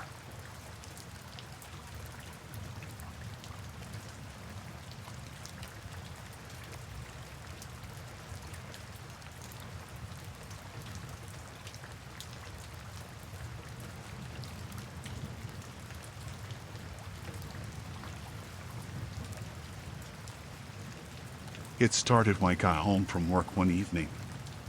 I remember the day. It had been pretty normal, but tiring. I walked up to my door, put my keys in the lock, and that's when I saw it. A package. It was just sitting there, right on my doorstep. It was small, but the thing that struck me was that there was no label, no sender's name, no address or return information. Just a plain brown box. I'm not gonna lie, my first thought was that it was some sort of mistake, maybe a wrong delivery or something. But the more I stared at it, the more it didn't sit right with me. I mean, who sends a package without any information on it? I picked it up, checked it over again, and still nothing. It didn't feel heavy, just kind of odd. But I figured I'd bring it inside, open it, and maybe find out what was going on. I didn't think much more of it at that point. I set the package down on the kitchen counter, took a knife, cut through the tape, and opened it. What I saw inside made my stomach drop. There was a single photograph. A picture of my house. But it wasn't just any picture. It was taken from the street, a close-up shot of my front door. The angle was strange, like whoever took the photo was standing across the street, right there on the sidewalk. But it wasn't just the fact that it was a picture of my house that freaked me out. No, what made my heart race was the timing. How did someone know I was home? I had just walked up to the door when I saw it sitting there. I stared at the photo for a long time, trying to make sense of it. There was no note, no explanation, just that one picture. And honestly, I didn't know what to do. I didn't want to jump to conclusions, but I couldn't shake the feeling that something was wrong. I looked around the apartment. Everything seemed fine, no doors open, no signs of forced entry, but the more I thought about it, the more uncomfortable I became. I picked up the picture again, studying it. It was so clear. It wasn't a blurry shot. Whoever took it had been close, and they'd been paying attention to where I lived. I don't know how long I stood there, just staring at the picture, but eventually, I started to get my bearings again. I called the front office of my building to ask if anyone had dropped anything off for me, but they didn't know anything about it. They hadn't received any deliveries for me. I was starting to feel a little panicked now, though. My mind kept racing, going over all the possibilities. Maybe it was some kind of prank. Maybe it was just someone who thought it would be funny to freak me out. But then it didn't feel like a prank anymore. I tried to shake it off, but that night, I couldn't sleep. Every little noise I heard outside seemed amplified. A car passing by, a tree branch tapping the window, it all made me jump. I kept thinking about that photo. The thought that someone had been watching me, and worse, They'd taken the time to leave that package for me to find. I couldn't stop thinking about it. The next day, I went to work like usual, but the unease didn't leave. Every time I looked at the clock or glanced at my phone, I felt like I was being watched. It was strange. I couldn't really explain it, but I felt like someone was right there with me, even though I was completely alone. It was more than just a feeling of being paranoid. It was like something was hovering just on the edge of my awareness. When I got home that night, I half expected to find another package. But there was nothing. My door was locked. Everything seemed normal again. For a second, I wondered if maybe it had all been a weird dream. Maybe I had just overthought it. But deep down, I knew better. I checked the photo again, as though I'd missed something. The house was in the same position, the same angle, everything was exactly the same. It was like the photographer had been waiting, watching, and then captured the moment when I came home. I don't know how to explain it, but the feeling that someone had been so close, just outside my door, made my skin crawl. I didn't tell anyone about the package at first. I didn't want to sound crazy, like I was overreacting. But the longer I sat with it, the more I realized I couldn't ignore it. I had no idea who sent it or why, but I felt like I was in danger. The next few days were a blur of unease. I stayed home as much as possible, kept the blinds drawn, checked the locks twice, even 3 times. I didn't know what I was afraid of, exactly, but the fear felt real. When I went to bed, I couldn't sleep without hearing noises outside. Then, one night, it happened again. I heard something outside my window. At first, I thought it was just my mind playing tricks on me, but then I heard it again. Soft footsteps, followed by the sound of something scraping against the ground. My heart was pounding. I slowly got up from bed and crept over to the window, trying to peer through the blinds without making a sound. Nothing. The street was empty, just a dim glow of the streetlights and a light breeze blowing through the trees. I felt ridiculous. There was no one there. Maybe I had just imagined it. I stood there for a moment longer, still looking out, my heart slowly beginning to settle again. But that feeling, the one that had been gnawing at me since I found the photo, was still there. That sinking feeling that someone was watching. I never got another package after that night, but the fear didn't go away. The sense of being followed, being watched, stuck with me for weeks. I changed my routine, started taking different routes home, and kept my blinds shut at all times. I couldn't shake the idea that someone had been there all along, just waiting. I don't know who sent that photo or why. I never found out. I never told anyone the full story either. But I couldn't forget it. And every time I hear footsteps outside my door, I wonder if it's still someone out there, still watching, still waiting. Maybe the photo was just a warning.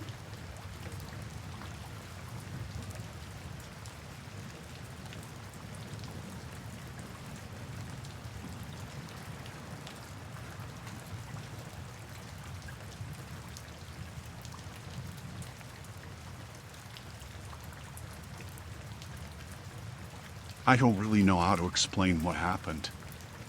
I'm still trying to make sense of it, honestly. I guess I'll start from the beginning, though. It was a Friday when I left for the weekend. Just a quick trip home to visit my parents, nothing major. I packed up, said goodbye to my roommate, Rachel, and left. Rachel was always kind of quiet, but we got along just fine. She was studying for some exams, so she didn't have any plans for the weekend. We had lived together for about 1.5 years in this apartment just off campus. It wasn't great, but it was affordable, and we were used to it. The trip was fine. I didn't think much about anything. I texted Rachel on Sunday night to tell her I was heading back, but she didn't reply. I thought it was a little odd, but I didn't think much of it. She probably just didn't hear her phone or was busy. No big deal. I got back to the apartment around 9:30 on Sunday evening. It was dark outside, but the apartment lights were on. The place looked normal, nothing seemed out of place at first glance. But then I noticed something strange. Rachel's door was wide open. It was always closed when she was in her room. We were both pretty careful about that. I called out to her, thinking maybe she was in the living room or the kitchen. But no answer. I checked the living room, the kitchen, even the bathroom. Nothing. No sign of Rachel anywhere. Now, at this point, I started to feel a little uneasy. It didn't make sense.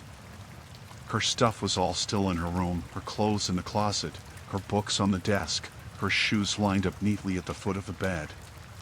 But she wasn't there. And her phone was nowhere to be found. I pulled mine out to text her again. "Hey, everything okay?" I sent the message, but she still didn't reply. I figured maybe she just went out somewhere, maybe with friends or something. I didn't know what to think.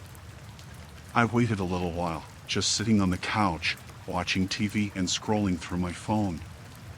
After about an hour, I decided to check on her room again, just to make sure I hadn't missed anything. As I walked toward her door, I noticed something pinned to her bed. I don't know why I didn't see it before. Maybe I was distracted. But there it was, a piece of paper, pinned to the sheets right in the middle of her bed.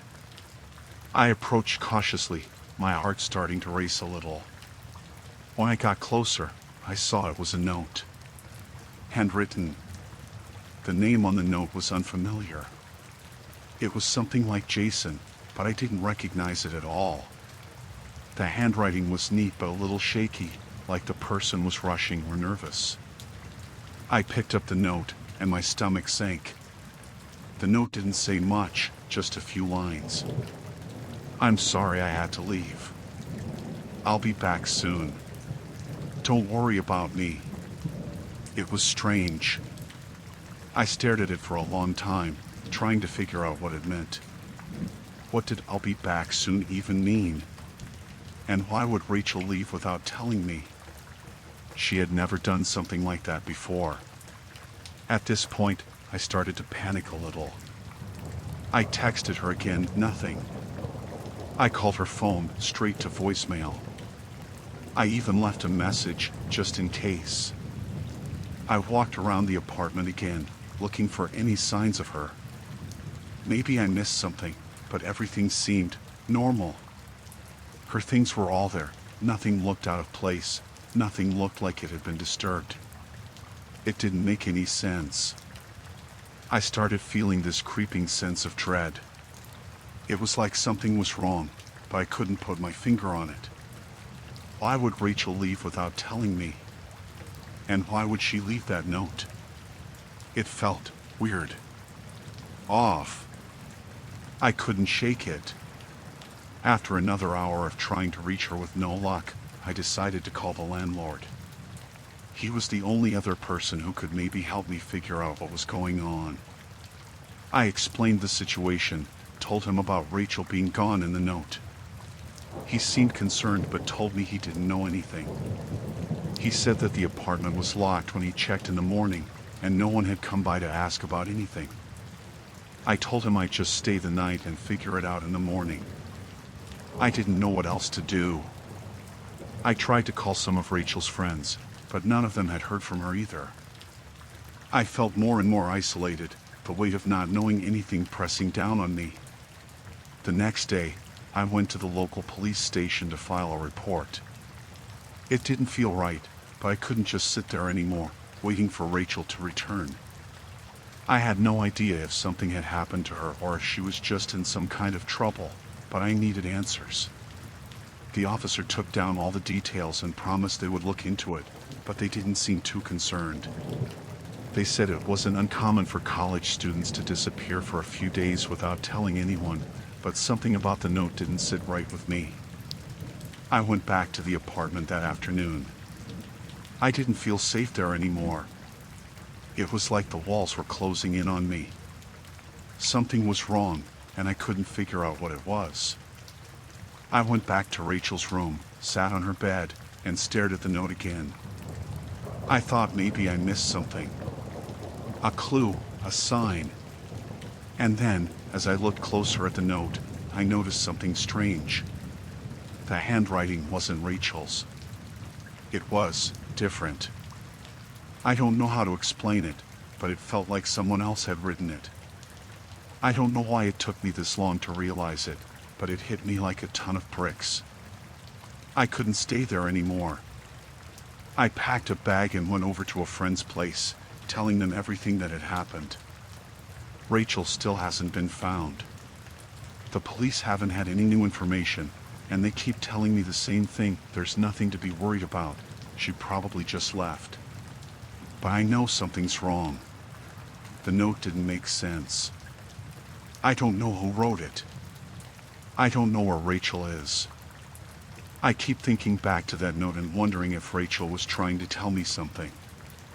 I don't know if I'll ever get the answers I need, but I can't shake the feeling that whoever wrote that note knew more than they let on. And I'm still waiting for Rachel to come back, even though I don't know if she ever will.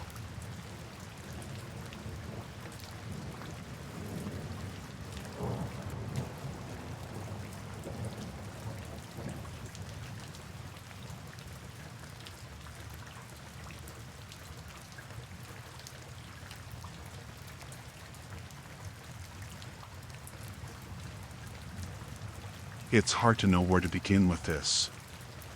I'm still trying to wrap my head around it, but I think the best place is to just start from the beginning. It was a Thursday night, around 10 p.m. I had just gotten out of the shower and was sitting on the couch, watching some random show on Netflix, when my phone buzzed. It was a text from a number I didn't recognize. The message said, "Your food is on the way." I was confused for a second. I hadn't ordered anything. I checked my bank account just in case, but there was nothing there to suggest any charges. I was about to ignore it when I heard a knock at the door. At first, I thought it was a mistake, maybe someone had the wrong apartment. But then, just as I stood up, there was another knock. I opened the door, and there was a delivery driver standing there. He was holding a bag in one hand, looking down at the ground. He didn't really seem to notice me at first. I didn't order anything," I said, feeling a little awkward. He looked up, a little surprised, and then smiled. "Oh, I'm sorry. This is for you. It's the order from earlier." I was still confused. I didn't recall ordering any food, and there wasn't a receipt or anything attached to the bag to explain what it was. It looked like Chinese takeout, but it didn't even have a name on the bag. "Are you sure?" "I really didn't order anything." The guy just nodded. "Yeah, the order's all good. Someone just asked for it to be delivered to you." That's when I started to feel uncomfortable. I didn't know what he meant by someone and asked for it, but I didn't want to cause any more trouble. Maybe I had forgotten or something. I took the bag from him, not wanting to be rude. But he didn't leave immediately. He just stood there for a moment, looking at me. His smile was kind of strange, like he was trying to hold it, but it wasn't quite right. He looked me up and down, and then he asked, "What are you doing tonight? You got any plans?" I don't know why, but something about the way he asked felt off. I hesitated. I didn't know how to answer, so I just said, "No, just staying in. Watching some TV, you know." He nodded, still staring at me, and said, "All right. Well, enjoy your night." He turned to walk away, and I closed the door. But I don't know why, I couldn't shake that feeling in my chest. Something wasn't right. I went over to the kitchen counter, set the bag down, and opened it. The food was warm, the smell familiar, but I still had no idea who had sent it. The receipt inside the bag was blank. No name, no details, Just a barcode. I tried to push it out of my mind, telling myself I was just overthinking things. It was probably a mistake or a mix-up with the delivery service, right? But then, a few minutes later, I glanced out the window. I don't know what made me do it, but I looked down at the parking lot outside my building. And there he was, the delivery driver, standing by his car. Not getting in. Not driving away. He was just standing there, looking up at the building. Right at my window. I froze. I couldn't see his face clearly, but I knew it was him. His car was parked just a few spaces away from mine. And he wasn't moving. He was just standing there. I stepped back from the window, my heart racing. I tried to tell myself I was just paranoid, but I couldn't shake the feeling that something wasn't right. I waited a few minutes, and when I looked again, he was still there. I'm not sure how much time had passed, but it felt like forever. I grabbed my phone and texted my friend, telling her what had happened. I asked her if I should call the police, but she said I was probably overreacting. Still, she told me to be careful.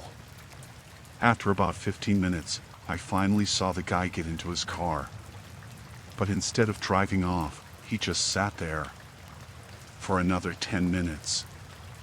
I watched, my heart pounding in my chest. When he finally left, I didn't feel any relief. It didn't make sense. If he had just delivered the food and had no other reason to be there, why would he linger like that? Why was he watching me? I didn't sleep that night. I kept the lights off, pulled the blinds, and tried to stay as quiet as possible. I kept thinking about the things he had said. About how he'd asked me about my plans for the night, like he was trying to figure out if I was alone. The next day, I tried to go about my routine. But the entire day was clouded by that feeling. I kept looking over my shoulder, thinking he might show up again. I kept checking my phone, thinking I might get another strange text or call.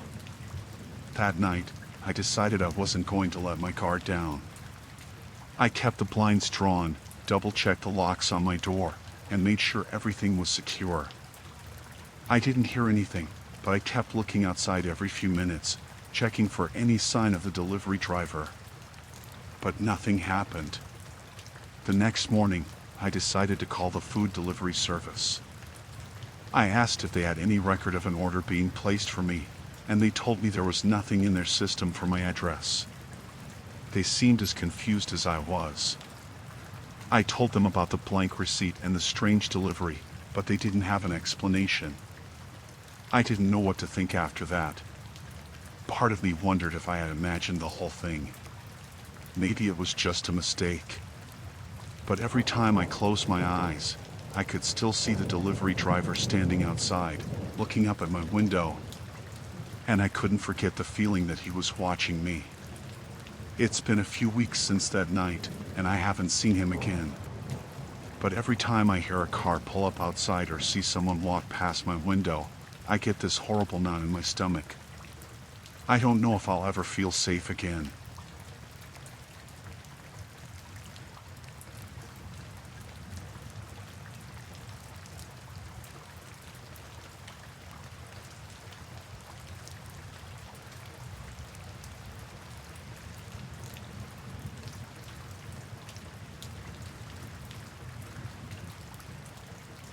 It started about a month ago. At first, I thought it was just a wrong number, something innocent, like someone misdialing. But the calls kept coming, one after the other, each time from a number I didn't recognize. I tried to ignore it at first, but then they started getting stranger. The first few times, I just hung up right away. Then, one day, the caller spoke.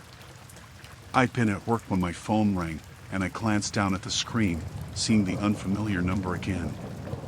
At this point, I figured it was just another telemarketer or maybe someone trying to sell me something, so I answered, prepared to hang up as soon as they started talking. But the voice on the other end stopped me dead in my tracks. "Hey, Tom, the voice said, sounding almost casual. It didn't sound familiar, but the tone of the voice was chilling. Did you get the new project assignment at work today? I heard it was a big one. Can't imagine that's going to be easy with the deadline looming. My stomach dropped. How did this person know my name? How did they know about the project at work? I couldn't think of an immediate explanation, but I was pretty sure this was some kind of prank. Maybe a coworker messing with me. Or worse, maybe someone who had somehow gotten my number and was using it to mess with me. Who is this? I asked, trying to stay calm. There was a pause on the other end, and then the voice replied, I'm sure you already know, Tom. You just don't realize it yet. The line went dead before I could say anything else. My heart was racing, but I convinced myself it was nothing. A prank, like I said, or maybe someone who had just seen my name on a public post or something. But then it happened again the next day. Same number. Same voice. Don't forget your lunch today, Tom. You're not going to be much good to anyone if you're starving at that meeting, are you? Maybe you should grab a coffee before you head in, too. You know how much you like it extra strong. At this point, I was really starting to feel unnerved. The details were too specific, too personal. The caller knew things no one should have known, things that no stranger would be able to guess. I mean, how could they know I ate for lunch? How could they know my coffee order? I hadn't told anyone that in weeks. I always went to the same little cafe around the corner from work, but I never talked about it to anyone, not in detail like that. I tried blocking the number, but it didn't work. The calls kept coming. I started ignoring them, but it didn't matter. Each call was more threatening than the last. Tom, you shouldn't have ignored me yesterday. That wasn't very nice. You know, I was going to stop by your place after work, but you weren't home. Good thing I checked your schedule, huh? I knew you'd be at the gym at that hour. I couldn't explain it. How did they know where I went? I'd never mentioned it to anyone. And sure, I used my gym's app to log in, but it never asked for personal information like that. This person knew things they shouldn't. The next call was worse. Are you home, Tom? It's late, isn't it? I thought you'd be asleep by now, but I can hear you through the walls. Don't you think you should lock your door tonight? You never know who might be watching. I froze. My heart skipped a beat. What the hell? I looked around my apartment. The blinds were drawn, the door was locked, but I felt like there was something off. Like I was being watched. I turned off all the lights and sat in the dark for a while, trying to calm myself down. But it was no use. The fear had already settled deep into my bones. The calls continued, each one more unsettling than the last. They started to mention things like my childhood, my parents' names, even places I'd been as a kid, places I hadn't thought about in years. I couldn't figure out how they knew all this.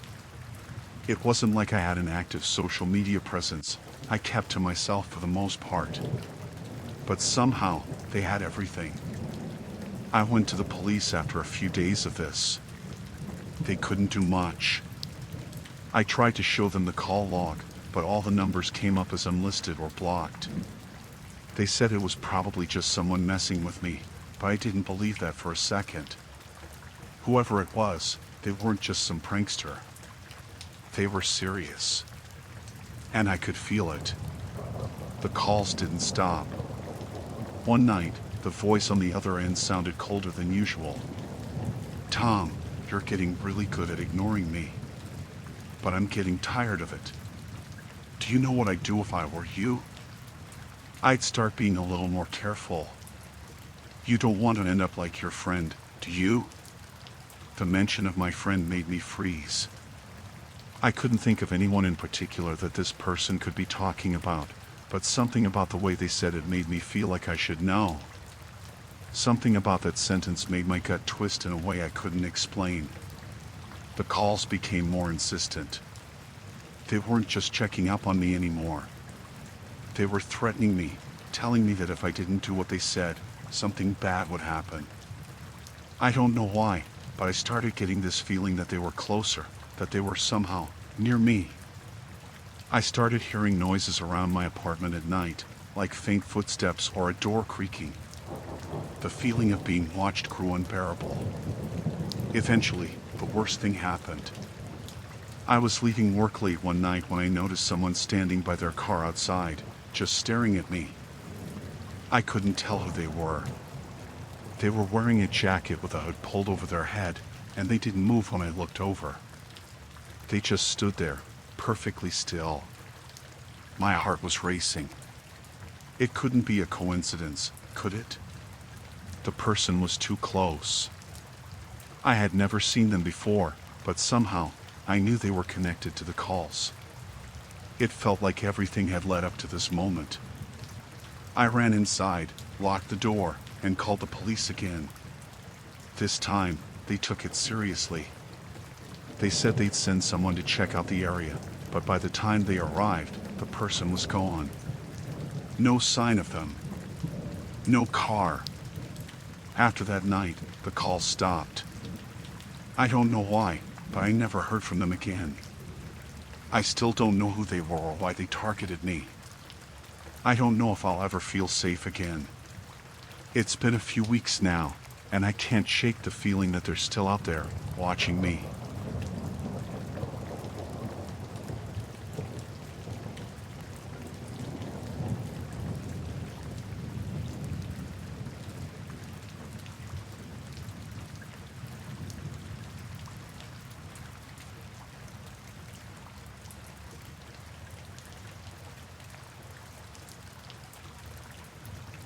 It was a Friday evening, and I'd been planning on just having a quiet night at home. I didn't have much going on, so I figured I'd spend the night catching up on some shows, maybe ordering some food. The weather had been bad all day, rain, wind, the kind of weather that makes you just want to stay inside. I was glad to be home, sitting on the couch, wrapped up in a blanket. My house was old, probably a little too old for comfort sometimes, but I had gotten used to it. I'd lived there for a couple of years now, and while it had its quirks, creaky floors, windows that stuck, an old heating system that groaned and rattled, it was home. The attic was the only part of the house that really made me uneasy, mostly because I never went up there. The ladder to the attic was in a small closet near the kitchen, and it was usually stowed away, tucked out of sight. To be honest, I hadn't even looked up there in months. I was just starting an episode when I heard it. A creak. It was soft at first, but I could hear it clearly over the noise of the show. A slight, long creak. I paused the TV, my attention immediately drawn to the sound. It was coming from the kitchen, near the closet where the attic ladder was stored. I sat still for a few moments, trying to figure out if I was imagining things. But then I heard it again, a slow, deliberate creak, like something heavy was being shifted. I didn't want to get up. I didn't want to check it out, but the thought of just ignoring it kept nagging at me. Maybe it was the wind. Maybe something had shifted, like the house settling. But something told me it wasn't that simple. I stood up, my heart thudding a little faster than normal. I walked cautiously toward the kitchen, my eyes scanning the dark space. Everything looked normal. The refrigerator, the counter, the small table, everything seemed in its place. But then I saw it. The attic ladder. It was down. Completely extended. The wooden rungs were hanging in midair, just like that. The ladder had been stowed away this morning, tucked neatly against the wall. I knew it for sure because I always made sure to put it back in place after I checked on the attic a few weeks ago. It had been a routine of mine, a quick peek to make sure nothing had been up there. I couldn't remember the last time I had actually gone up to the attic, but I remembered putting the ladder back in the closet afterward. But now, there it was. Down. And no one had been home. I froze for a second, trying to process it. My first thought was that maybe I had forgotten to put it back, but that didn't sit right with me. No, I was sure I had stored it away. And I certainly wouldn't have left it down like that. There wasn't much to do except go up there and figure out what was going on. I grabbed a flashlight from the kitchen drawer and walked slowly over to the ladder. My hands were shaking a little, but I tried to calm myself. It's just the attic, I told myself. It's nothing. I reached for the first rung and pulled myself up, one step at a time. As I climbed, I could feel the air growing colder. The attic was always cold, but this felt different. There was something off about it, something that sent an uncomfortable chill running down my spine. When I reached the top, I pushed open the attic hatch and shined my flashlight into the darkness. The light cut through the blackness, but all I could see was empty space, dusty old boxes, old furniture covered in sheets, and the usual clutter that had accumulated over the years. Nothing out of the ordinary. I climbed up fully, walking around, checking every corner of the attic. There was nothing to be worried about. Nothing moved or made a sound. I breathed a small sigh of relief. Maybe it was just an odd quirk of the house, a shift in the wood or something else that caused the ladder to fall. Still, the smell hit me then. It was faint at first, but it was there, lingering in the air. Something sour, pungent, like something had been rotting. I turned the flashlight slowly, trying to locate the source. And then, just as I thought maybe I was overreacting, I saw it. A stain. Dark, damp, and clearly fresh. It was on the floor near the corner of the attic, by a stack of old boxes. My stomach dropped when I saw it, and my heart began to pound harder.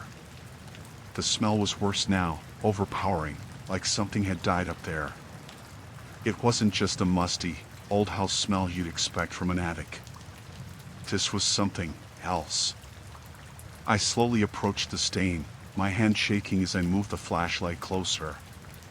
It was wet, sticky. I crouched down to get a closer look. The light revealed something else, something that made my blood run cold. A footprint. It wasn't a shoe print, not exactly. It was more like a bare foot.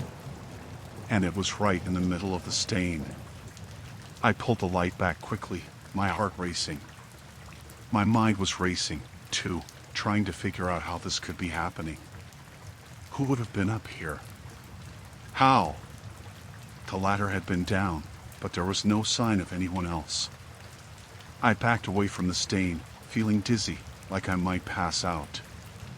There was a sudden noise, and it felt like it was coming from behind me. I spun around quickly, but there was nothing there. Just the old, dusty attic. Just the cold air. I turned back to the ladder, my flashlight now shaking in my grip. I needed to get out of there. Fast. As I started to climb back down, the feeling of being watched hit me like a ton of bricks. It wasn't just the usual eerie sensation you get when you're in an old place. No, this was something else. Something much worse. I could almost hear the breathing behind me, soft and faint, but definitely there. When my feet hit the ground and I pulled the ladder back up, I didn't look back. I didn't hesitate. I slammed the attic hatch shut and made sure it was locked. I didn't know who or what had been in that attic, but I knew one thing for sure. I was never going back up there again. I haven't heard any more noises since that night. The ladder hasn't been down again, but I can't shake the feeling that whatever or whoever was up there is still nearby. And I have no idea how it got there in the first place.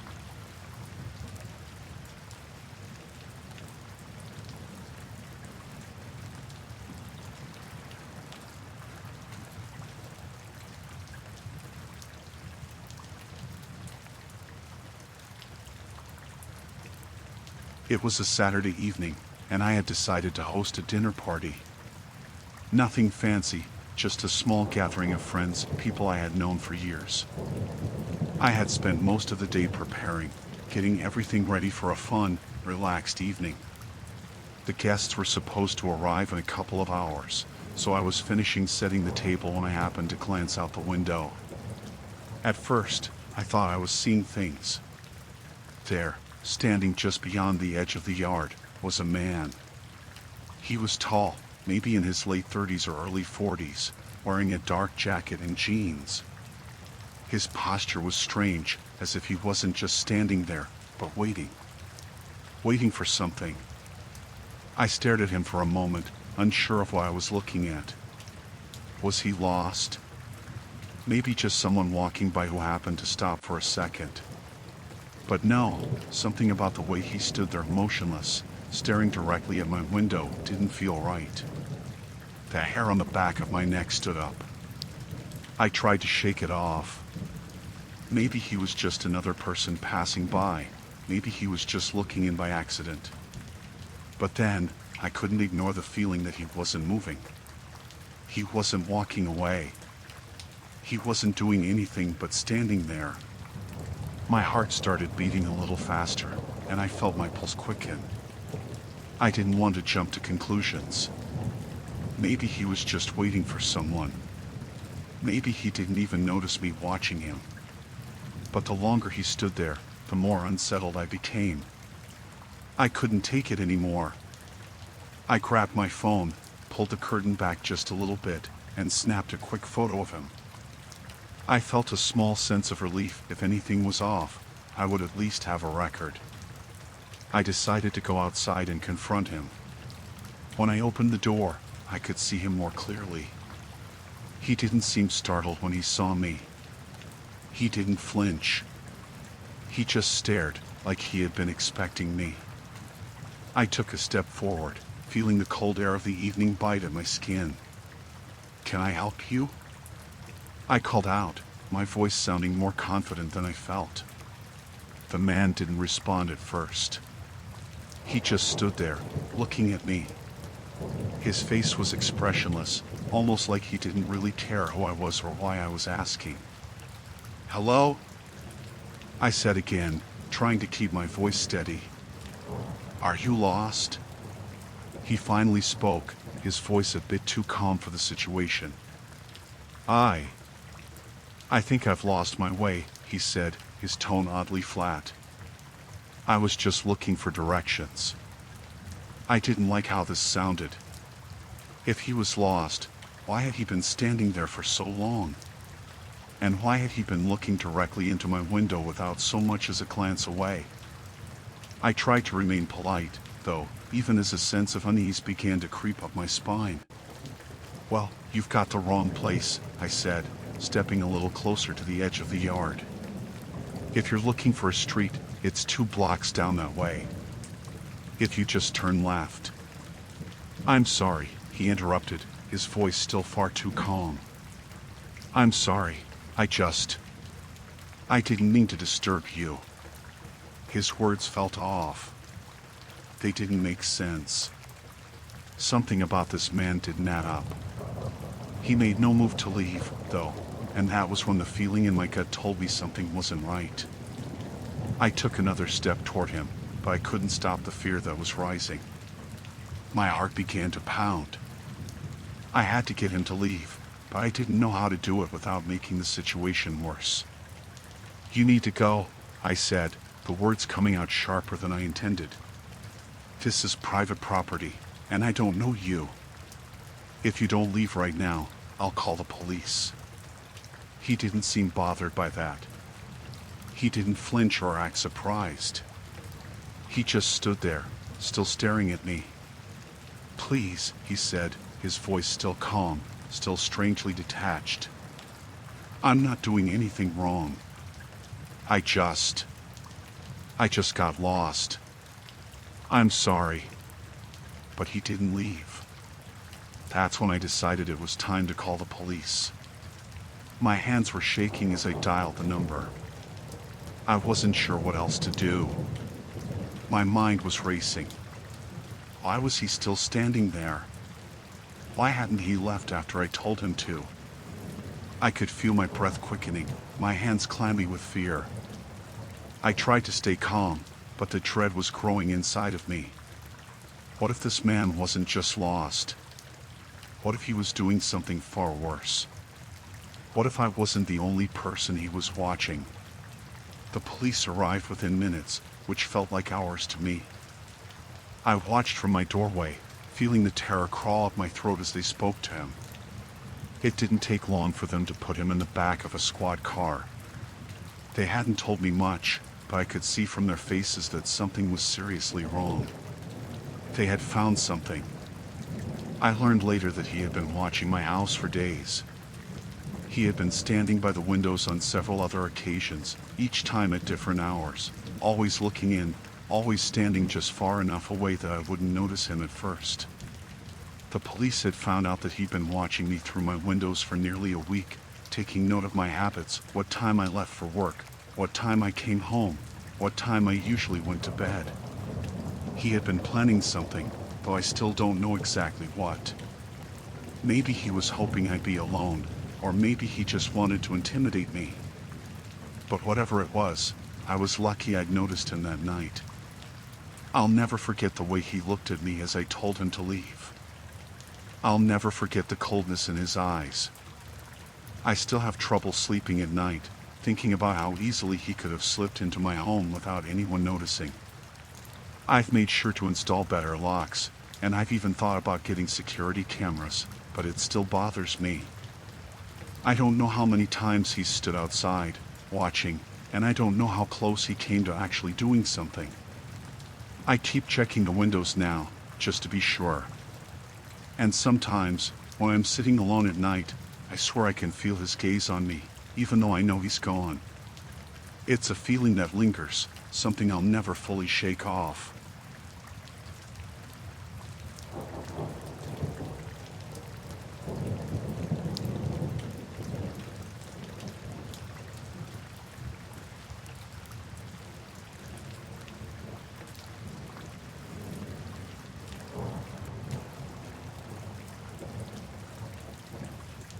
It started as a normal drive. I had to head out of town for a work meeting, and since it was a long distance, I decided to use the GPS to make things easier. The route it gave me looked fine, a few rural roads here and there, but nothing that would raise any alarms. I'd been down these kinds of roads before, and I wasn't too worried about it.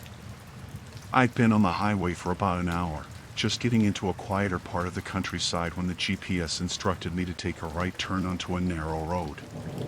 The road was a little bumpy at first, and I thought maybe it was just a small stretch that would lead to a better road, but as I kept going, it became clear this wasn't the case. It was one of those old back roads with no streetlights, surrounded by overgrown trees and thick brush.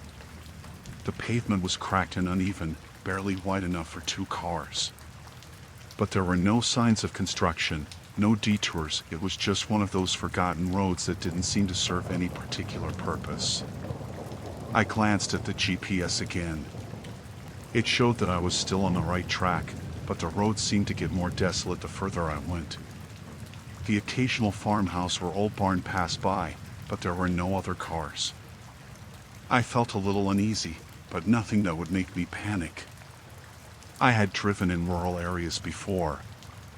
It was just a quiet part of the world, and I was probably overthinking it. About 10 minutes into this, I noticed a car behind me. It was a black SUV, not too far behind, but I hadn't heard it coming. I figured it was just another traveler, maybe going to the same place. The thing was, the car was driving much too close to mine. I thought about speeding up a little to give myself some space, but the road didn't allow for much room. There was barely enough space for 2 cars to drive side by side. I didn't want to make any sudden moves, so I just kept going, hoping the driver would eventually pull around me. But the car didn't pass. It stayed there, right on my tail, getting even closer. I could see the headlights in my rearview mirror, and it started to make me uncomfortable. It was getting late, and the road was getting narrower. I didn't know why this person was tailgating me. I couldn't think of any reason why someone would need to be that close, especially on a road this deserted. I tried to maintain my speed, but the car kept inching closer. It felt almost deliberate, like they were trying to push me to move faster. I glanced at the side of the road, but there was nowhere to pull over. It was just trees, ditches, and fields. My heart started to race. I didn't know why I felt so uneasy, but something about the whole situation was off. Then, without warning, the car behind me flashed its high beams. I jumped a little, startled by the sudden burst of light. The road was already poorly lit, and I couldn't see much ahead of me as it was. I squinted into the mirror, hoping the driver would back off. But instead, the SUV stayed right behind me, its lights blinding me now. It felt aggressive, like the person wanted me to pull over. My pulse quickened, and I could feel the tension building in my chest. What should I do? I couldn't stop in the middle of nowhere with this person right behind me. If I pulled over, would they stop too? Would they do something? I decided to speed up a little, hoping to get out of whatever this situation was. I hit the gas and pushed forward, but as I did, the SUV did the same. It accelerated, matching my speed, almost as if it was trying to push me further down the road. I made another quick check of the GPS. I was still on the right path, but there was no sign of a turn or any exit for several miles. My stomach dropped. This road seemed to go on forever. At that moment, the car behind me slammed on its horn, loud and sudden. It echoed through the trees, sharp and demanding. I wasn't sure if it was meant to scare me or force me into some kind of action, but I had to do something. I glanced to the side again, but there was still nowhere to go. Then it happened. The SUV moved to the side of my car, pushing just a little too close. I could see the black grille of the vehicle in my peripheral vision. My grip tightened on the steering wheel. I couldn't speed up anymore, there wasn't enough room. Without warning, the SUV swerved in front of me, blocking my way. I slammed on the brakes, barely avoiding rear-ending them. The car in front of me slowed, almost stopping altogether. My hands were shaking as I slammed my hand down on the horn. I didn't know what they were planning, but this was clearly no accident. The SUV stayed there for a moment, as if waiting for me to make the next move. My mind raced. What should I do? I was trapped on this narrow road with no options. I was too far away from any towns, and there were no streetlights in sight. I couldn't just turn around, there wasn't enough room. My heart was pounding, and I could feel the cold sweat on the back of my neck. Then, as I sat there, frozen for a second, the SUV suddenly sped off down the road, just as fast as it had appeared. It didn't stop to look back, didn't give me a chance to react. It was like they'd done what they needed to do, whatever that was, and then left without a word. I stayed there, my car still idling, my mind racing. What just happened? I tried to catch my breath, but it felt like I couldn't get air in my lungs. I kept thinking about the whole thing, the aggressive tailgating, the sudden maneuvering. It didn't make any sense. They could have passed me. They didn't need to get that close. After what felt like an eternity, I started the car again, keeping my eyes on the road. The SUV was nowhere in sight. I drove the rest of the way in a daze, my thoughts swirling with confusion and a lingering sense of danger. I finally reached the main road, where the streetlights were bright, and everything felt safer. But the image of that SUV, the way it moved and the way it forced me off the road, stayed with me. I still don't know what it was all about. Was it just some road rage incident? Or was there something more? What would have happened if I hadn't been able to slow down in time? To this day, I don't take those back roads anymore. I'm not sure what it was, but I still get this uneasy feeling every time I drive through unfamiliar areas. The whole thing was too close to something bad happening, and I can't shake the feeling that I dodged something dangerous that day.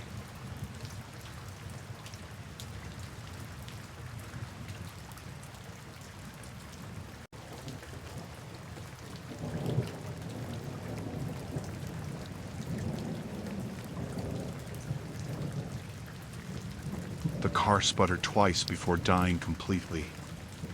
I was at the corner of 4th and Main, one of the busiest intersections in town, with traffic piling up around me.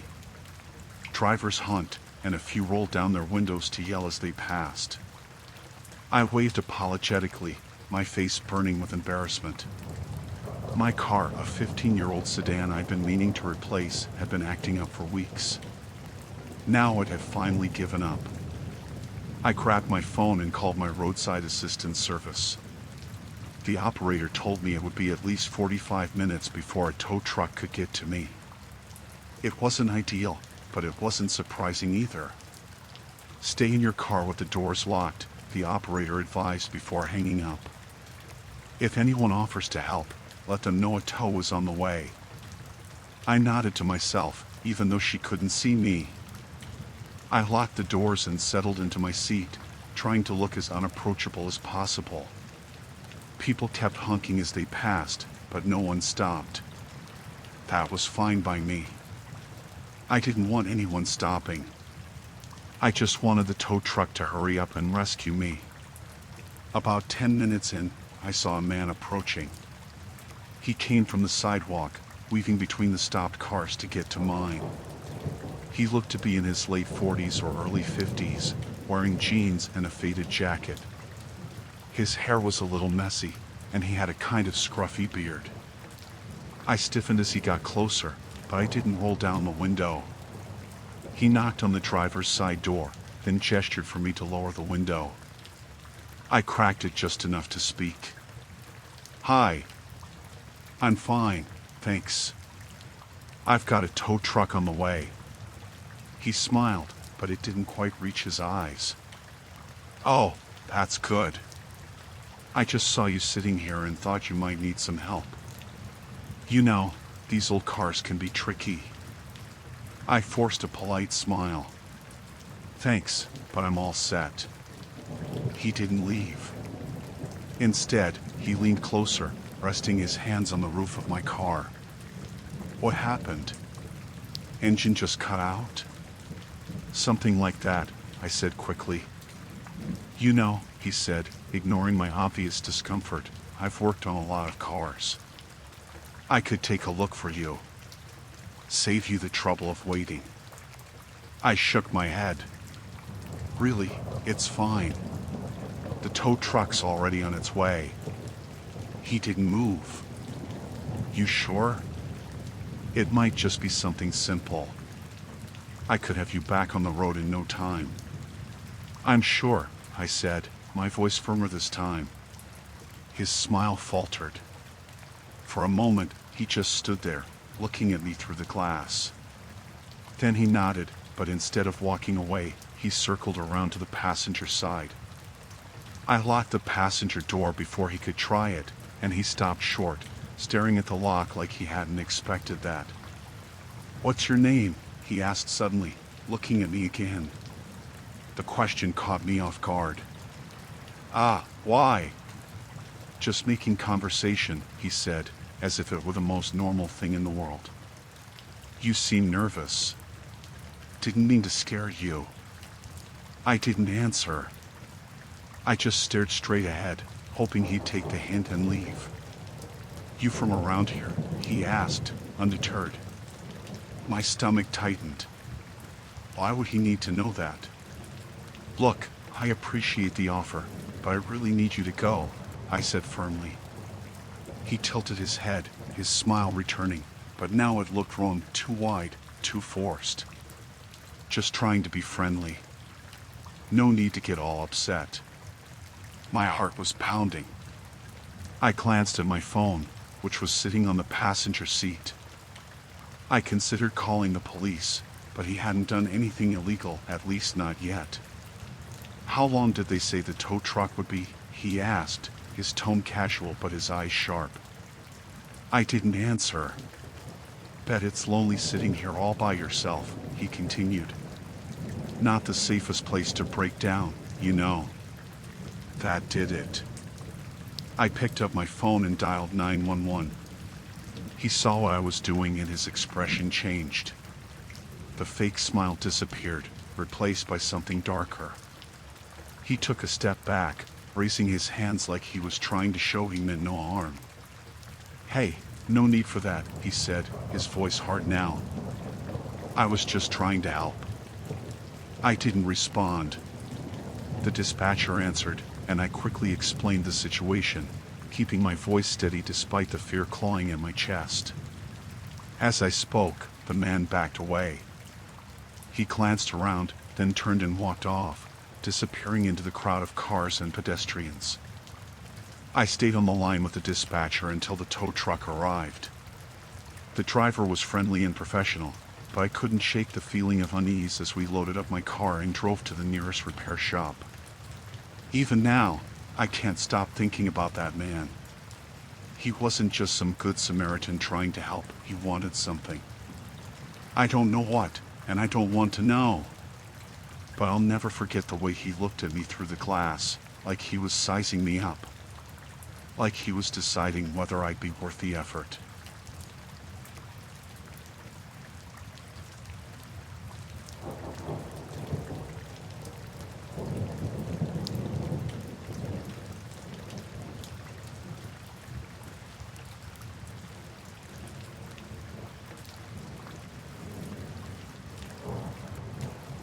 It started out as a regular trip, or so I thought.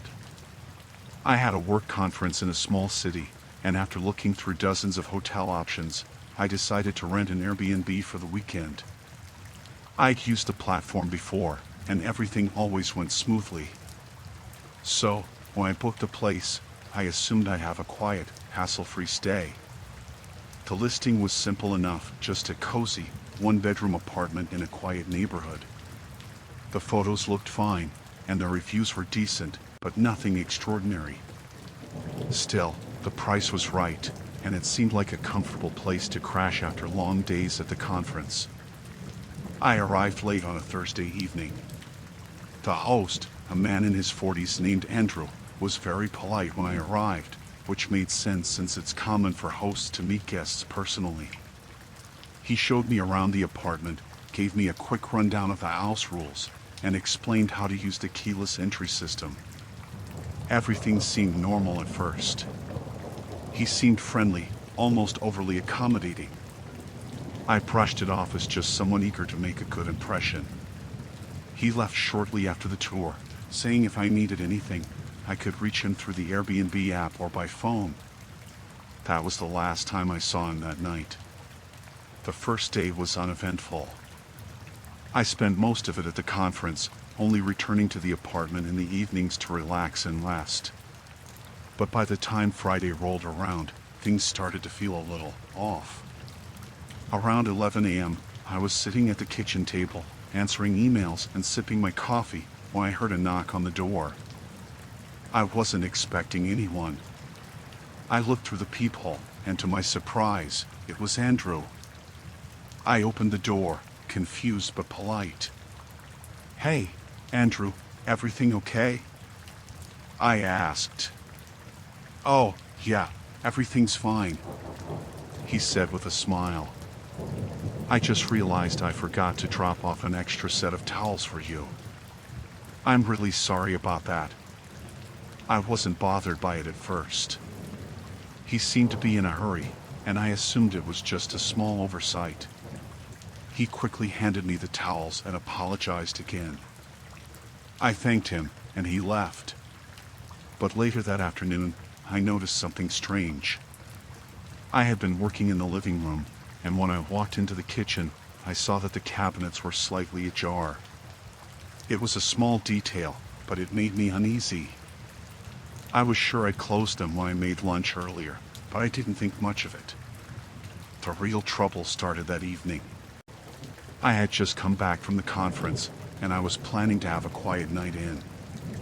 It was around 7 p.m. when there was another knock at the door. I opened it, and this time, Andrew was standing there, looking a little too casual. "Hey, sorry to bother you again," he said, not meeting my eyes. I was wondering if I could just quickly check the water heater. We've been having some issues with it lately, and I need to make sure everything's running smoothly. I felt a sudden wave of discomfort wash over me. It seemed like an odd request, especially for a problem that didn't affect my stay. "Is everything okay with it?" "I didn't notice anything wrong," I said, trying to keep my voice steady. Andrew seemed a bit too insistent. "It'll only take a minute," he said, then added, "just a quick check to be sure." I was uncomfortable, but I didn't want to cause any trouble. I figured maybe he was just trying to be responsible. So, reluctantly, I stepped aside to let him in. He wandered into the hallway, but I stood in the doorway of the living room, keeping a close eye on him. He spent a little too long by the water heater, more time than I thought was necessary. But he eventually finished and said everything was fine. He thanked me for my patience, then left without another word. That night, I couldn't shake the feeling that something was wrong. I locked all the doors and made sure the windows were secure. But still, I felt uneasy. I kept thinking about his odd behavior, how he seemed too eager, how he kept showing up unannounced for things that could have easily waited. Saturday passed uneventfully, but I made sure to keep the door locked and the blinds shut, just in case. I had a feeling Andrew wouldn't just leave me alone. I didn't know why, but I couldn't shake the sense that I was being watched. Around 2 p.m. the next day, there was another knock. This time, I was already on edge. I checked the peephole before opening the door, and it was Andrew again. He had a smile on his face, but something about it looked forced. "Hey, I was just wondering if I could get in the backyard for a few minutes to check on the garden," he asked casually. "The plants have been needing some attention, and I'd like to make sure everything's good for the next guests." I frowned, feeling the hairs on the back of my neck stand up. "You can do that later, right?" "I'm really busy right now," I said, trying to keep my tone polite but firm. He hesitated for a moment, then took a step closer to the door. "It won't take long, I promise. I just need to check the garden." His tone shifted, becoming more insistent. The way he stood so close to the door made me feel trapped. I wasn't about to let him in, but something in his eyes made me question if I should have said anything at all. I stepped back and said, "Sorry, but I don't feel comfortable with that. I've already had you in here twice today." Andrew's smile faltered for just a second, and he stepped back, but he didn't leave immediately. He stood there for a few moments, watching me with a strange look in his eyes. "All right," he finally said, almost too calmly. "But if you need anything, I'm just down the street." I shut the door before he could say anything else. By now, I knew something wasn't right. I couldn't explain why, but my gut was telling me I needed to leave. That night, I contacted Airbnb customer service and told them everything that had been happening. They assured me they'd take care of it, but I wasn't sure what that meant. The next morning, I decided to check out early. I didn't want to be in that apartment anymore, not with the constant interruptions, the feeling of being watched, and Andrew's increasingly erratic behavior. I packed up my things, returned the keys, and left. I was already planning to book a hotel for the rest of my trip. But before I left the neighborhood, I took one last look at the apartment from my car. And that's when I saw Andrew, standing in the window of the living room, watching me leave. I don't know what would have happened if I hadn't left when I did. But I do know that I'll never trust a stranger showing up uninvited again. And I certainly won't forget the unsettling feeling of having someone watch me like that, without reason or explanation.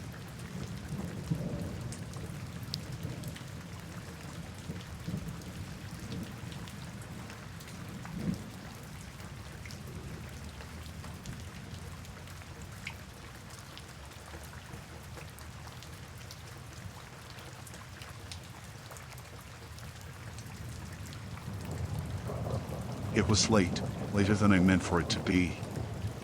I had been driving for hours, trying to get home from visiting my sister. The highway felt endless, and I was running on fumes literally and figuratively. When I saw the gas station sign, I almost felt relieved. It was one of those small, out-of-the-way places, just a few pumps and a little building with flickering lights, but it was the only thing around for miles. I pulled in, parked next to one of the pumps, and went inside to pay. The place was empty except for the guy behind the counter, a younger guy who barely looked up from his phone when I walked in. I told him I needed to fill up and asked if they had a restroom. He nodded toward the back and muttered something about a key. There wasn't anyone else in the store, so I grabbed the key hanging on the hook by the counter and headed to the restroom. The door was one of those heavy, industrial ones, with peeling paint and a rusty lock. Inside, the place was as bad as you'd expect: dirty tiles, a flickering light, and a smell that made me want to hold my breath. But I didn't have a choice. I had to go. I was quick, trying to touch as little as possible. When I finished, I washed my hands and dried them on my jeans because the paper towel dispenser was empty. Then I went to leave. The door wouldn't open. At first, I thought maybe the lock was jammed. I tried turning the handle again, harder this time, but it didn't budge. I checked the lock itself, twisting it back and forth, but it was already unlocked. That's when I realized the problem wasn't the lock. The door was being held shut from the outside. I knocked, then banged on the door. "Hello? Hey!" The door stuck. My voice echoed in the tiny space, but there was no answer. I waited, listening. I thought maybe the guy at the counter would come check, but it was dead silent. I banged again, harder this time, and yelled, "Can someone open the door?" Nothing. My heart started to race. I tried to think logically. Maybe the door was heavy, and it got stuck somehow. Maybe the guy at the counter didn't hear me. But then I remembered how quiet it was in the store when I walked in. He had to have heard me. I pulled out my phone to call the gas station, but there was no signal. Just a spinning wheel where the bars should have been. I tried moving around the tiny room, holding the phone up, but it didn't make a difference. I was completely cut off. Panic started creeping in, but I told myself to stay calm. I knocked again, softer this time, hoping someone passing by might hear me. "Hello? Can someone let me out?" The door stuck. My voice sounded shaky now, and hearing it like that made the panic worse. I pressed my ear to the door, trying to hear anything on the other side. At first, there was nothing but the faint hum of fluorescent lights. Then I heard something, a shuffling sound, like footsteps. Relief flooded me. "Hey! I'm stuck in here. Can you open the door?" The footsteps stopped.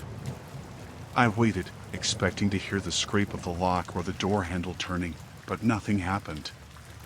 "Hello?" I called again.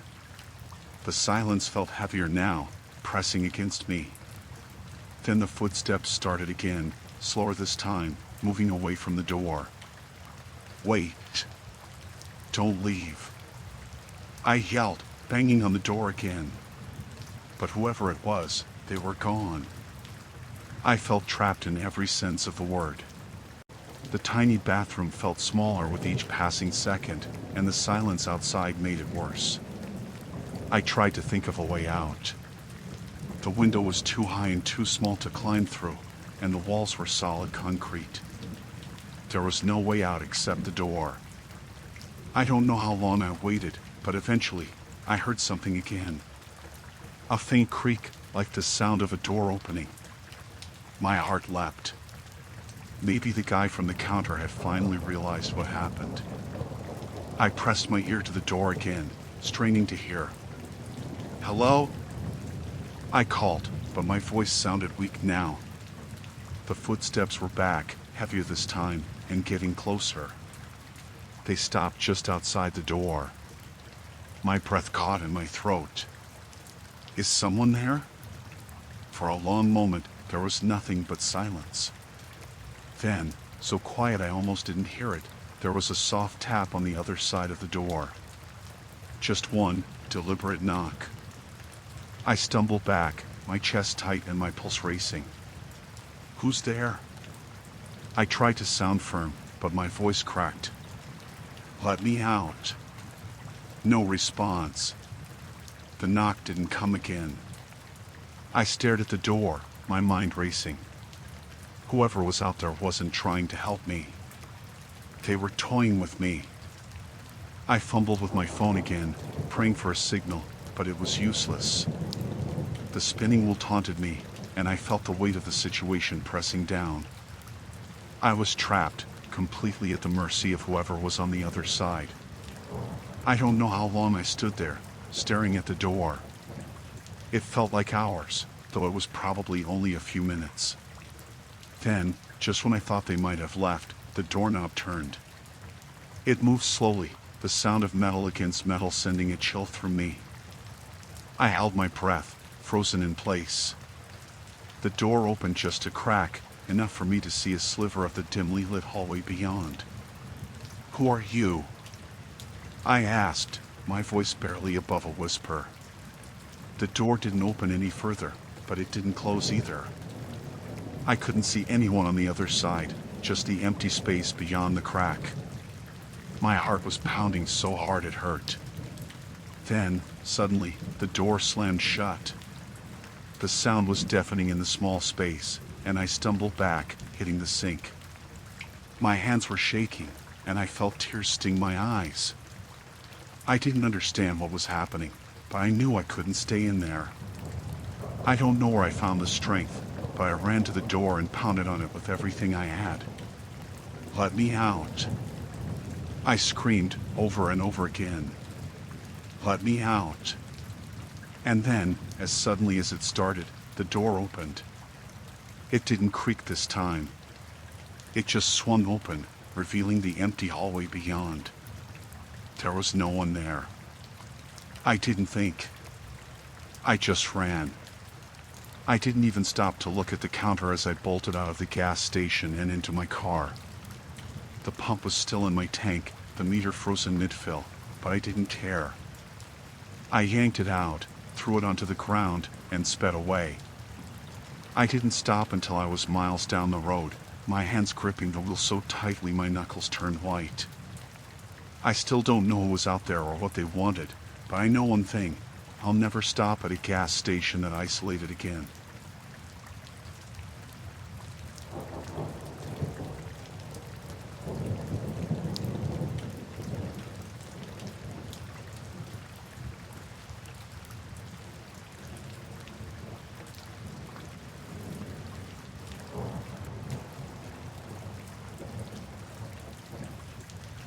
We got home earlier than planned because the dinner at the restaurant wrapped up quicker than we thought. My wife and I were both in a good mood, laughing about some silly joke the waiter had made. As I unlocked the front door, the house was quiet, which struck me as odd. Normally, we'd hear the faint sound of cartoons or our son's little giggles from the living room. When we stepped inside, the babysitter, Claire, was standing in the middle of the hallway. She was facing us, her arms hanging stiff by her sides, but she didn't say anything right away. I said, "Hey, Claire, we're back. Everything okay?" She didn't answer, just stared at us with this blank look, like she was trying to figure something out. My wife nudged me, giving me a look like, "What's up with her?" Before I could say anything else, Claire moved toward the door behind us and locked it. Her movements were deliberate, not hurried, but very precise. The sound of the deadbolt clicking felt louder than it should have in the silence. I asked her, "Why'd you lock the door?" She turned back to face me, her eyes wide now, but not scared, more like alert.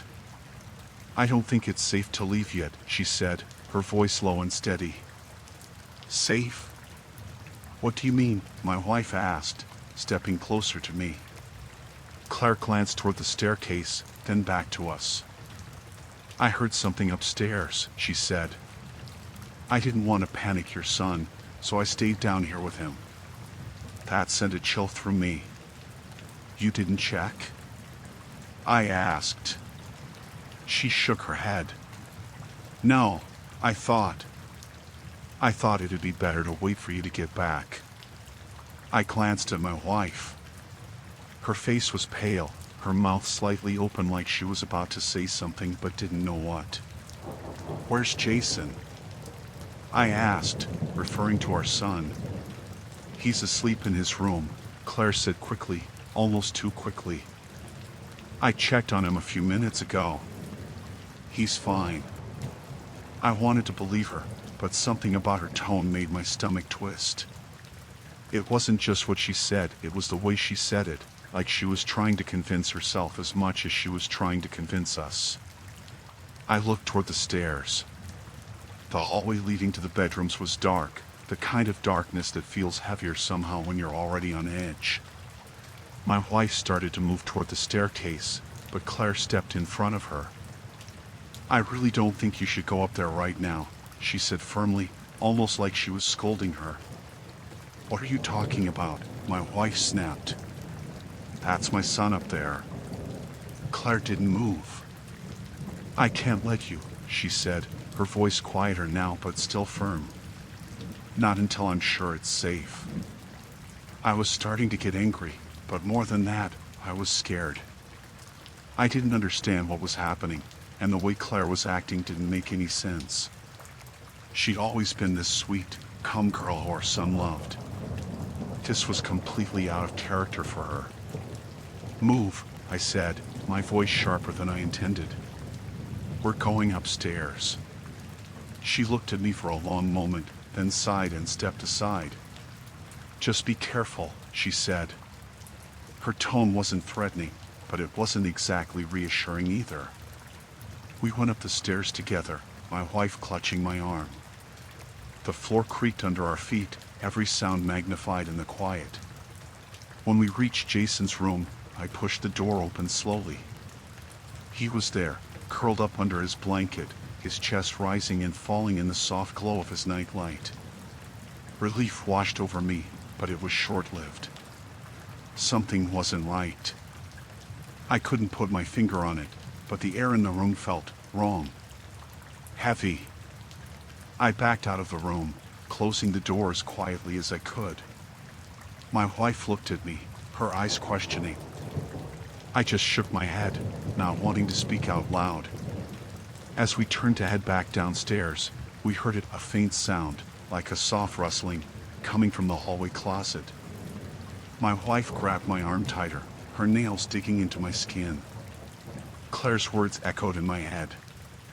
I heard something upstairs.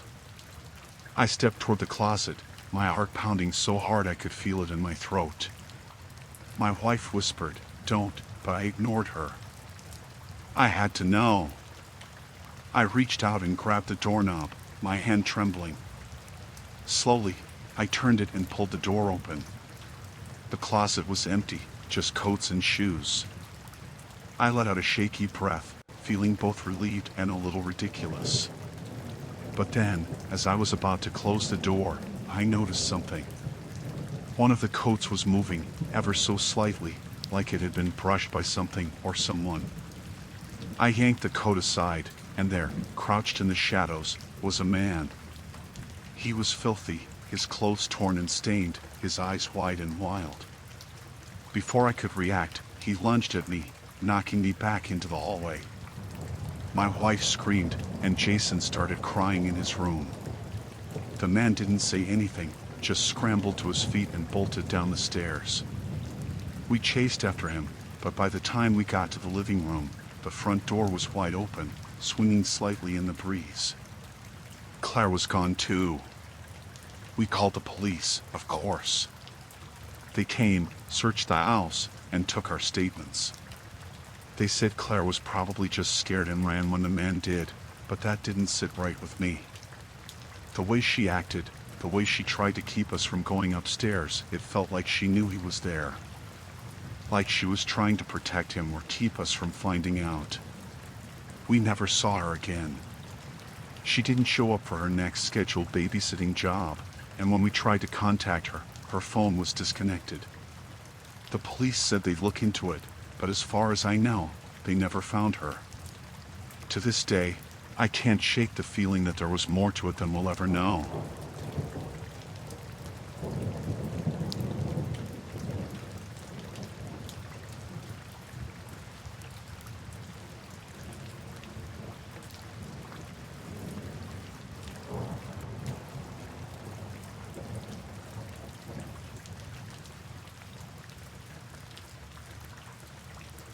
It started as just another drive home from work. The kind of uneventful commute you don't even think about. I was merging onto the highway when a black SUV cut me off. I hit the brakes hard, my seatbelt digging into my chest, and I leaned on the horn without even thinking about it. I wasn't angry, really, just startled. The driver threw up a hand, like they were waving me off, and I thought that was the end of it. A couple of miles later, I noticed the SUV again. They were hanging in my blind spot, then speeding up to stay even with me. I glanced over, trying to get a look at them, but the windows were tinted too dark to see anything. I didn't think much of it until they swerved closer, like they were trying to nudge into my lane. I moved over into the right lane just to get away from them, but they followed, sticking right behind me this time. At that point, I started to feel uneasy. I checked the time, 6:30 p.m., and figured maybe they were just in a hurry to get somewhere, but my stomach was tight. I decided to ignore them and keep driving. If they were trying to mess with me, I didn't want to give them the satisfaction. But then they started following me off the highway. My exit wasn't busy, just a small turnoff that led into a residential area. I didn't think it was strange until I glanced in the rearview mirror and saw them right there, just a car length behind me. There were no other cars around, no reason for them to be on my tail like that. I made a left at the light, and so did they. I made a right at the next street, and they stayed with me. My heart started pounding. I told myself it was a coincidence. Maybe they lived in the same direction. But then I took another left, this time into a random neighborhood I didn't even know, and they followed. I drove in circles for a while, trying to convince myself I was being paranoid. But no matter how many turns I made, they were there, close enough for me to see their headlights in my mirror. When I sped up, they sped up. When I slowed down, so did they. I decided to test it. At the next intersection, I pulled into a gas station and parked right in front of the convenience store, where it was bright and busy. The SUV passed by without stopping, and I let out a shaky breath, laughing at myself for getting so worked up. But then, not even 2 minutes later, they circled back and pulled into the lot, parking just a few spaces away. I couldn't see who was inside. The windows were still too dark. I stared at the car, trying to figure out what to do. My phone was in my lap, and I thought about calling someone, but I didn't even know what to say. "Hey, I think someone's following me," sounded ridiculous. Instead, I got out and went into the store, my keys clutched tight in my hand. I lingered by the counter, pretending to browse the candy display while I kept an eye on the door. The SUV stayed parked outside. Nobody got out. When I finally worked up the nerve to leave, I took a long route back to my car, walking through the rows of pumps to avoid getting too close to the SUV. I climbed in and locked the doors immediately. My hands were shaking as I started the engine. I decided to head toward the main road, where it was busier. If they followed me again, at least there'd be witnesses. Sure enough, as soon as I pulled out, the SUV did too. I could feel my pulse in my throat as I merged into traffic, trying to act like I didn't notice them. That's when they started speeding up. I was doing 40 in a 35, and they were getting closer, their headlights bright in my rearview mirror.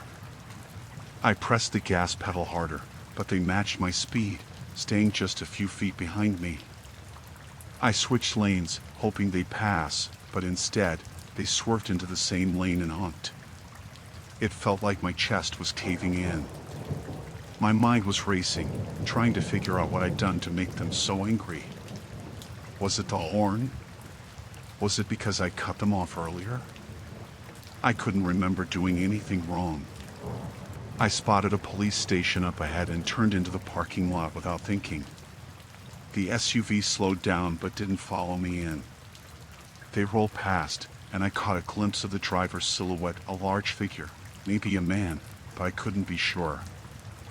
I stayed in the lot for a while, waiting for my nerves to settle. When I finally felt calm enough to leave, I didn't see the SUV anywhere. I decided to take a longer route home, just to be safe. I stuck to busy streets and well-lit areas, glancing in my mirrors every few seconds. I thought I'd lost them. I really did. But when I turned onto my street, there they were, parked a few houses down from mine. My stomach dropped. I drove past my house, not wanting them to know where I lived. Instead, I went around the block and parked in someone else's driveway, crouching low in my seat. The SUV idled for a minute before pulling away.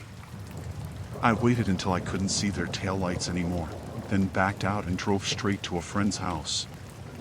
I didn't go home that night. I didn't even tell my friend what happened.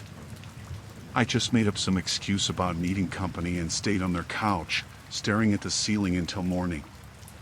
The next day, I filed a report with the police.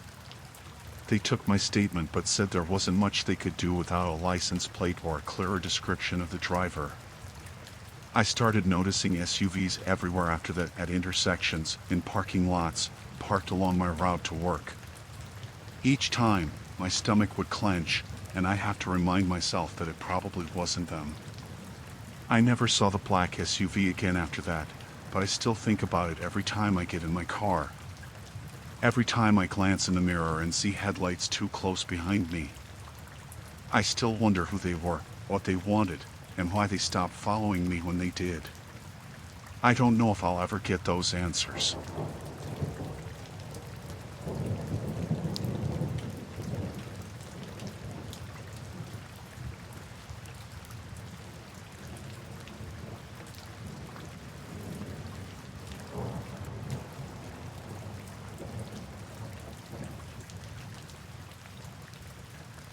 I came home from work just after dark. It had been one of those long days where your brain feels fried, and all I wanted to do was get inside, put my stuff down, and relax. I didn't notice anything unusual until I pulled into my driveway. That's when I saw them. At first, I thought it was a pile of trash or something. There was a person sitting cross-legged on the pavement, right in front of the garage door. They didn't move when my headlights hit them. They were holding a cardboard sign propped up against their knees, and the words on it were scrawled in big black marker, "I know what you did." I froze for a second, foot on the brake, engine still running. The words didn't make sense to me. I stared at them, trying to figure out if I was reading it wrong. The person didn't move. They were sitting perfectly still, like they were a mannequin. I thought about backing out, driving away, but I told myself this was probably some weird joke or a mix-up. Maybe they had the wrong house. Maybe it was some kind of prank. I rolled down the window a crack and called out, "Can I help you?" They didn't answer. I couldn't even tell if they heard me. Their face was shadowed under a hood, but I could tell they were looking straight at me. That much was clear. I tried again, louder this time.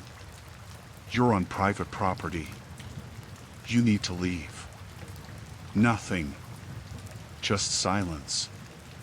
I turned off the engine, but I didn't get out of the car. My heart was racing, and I wasn't sure why.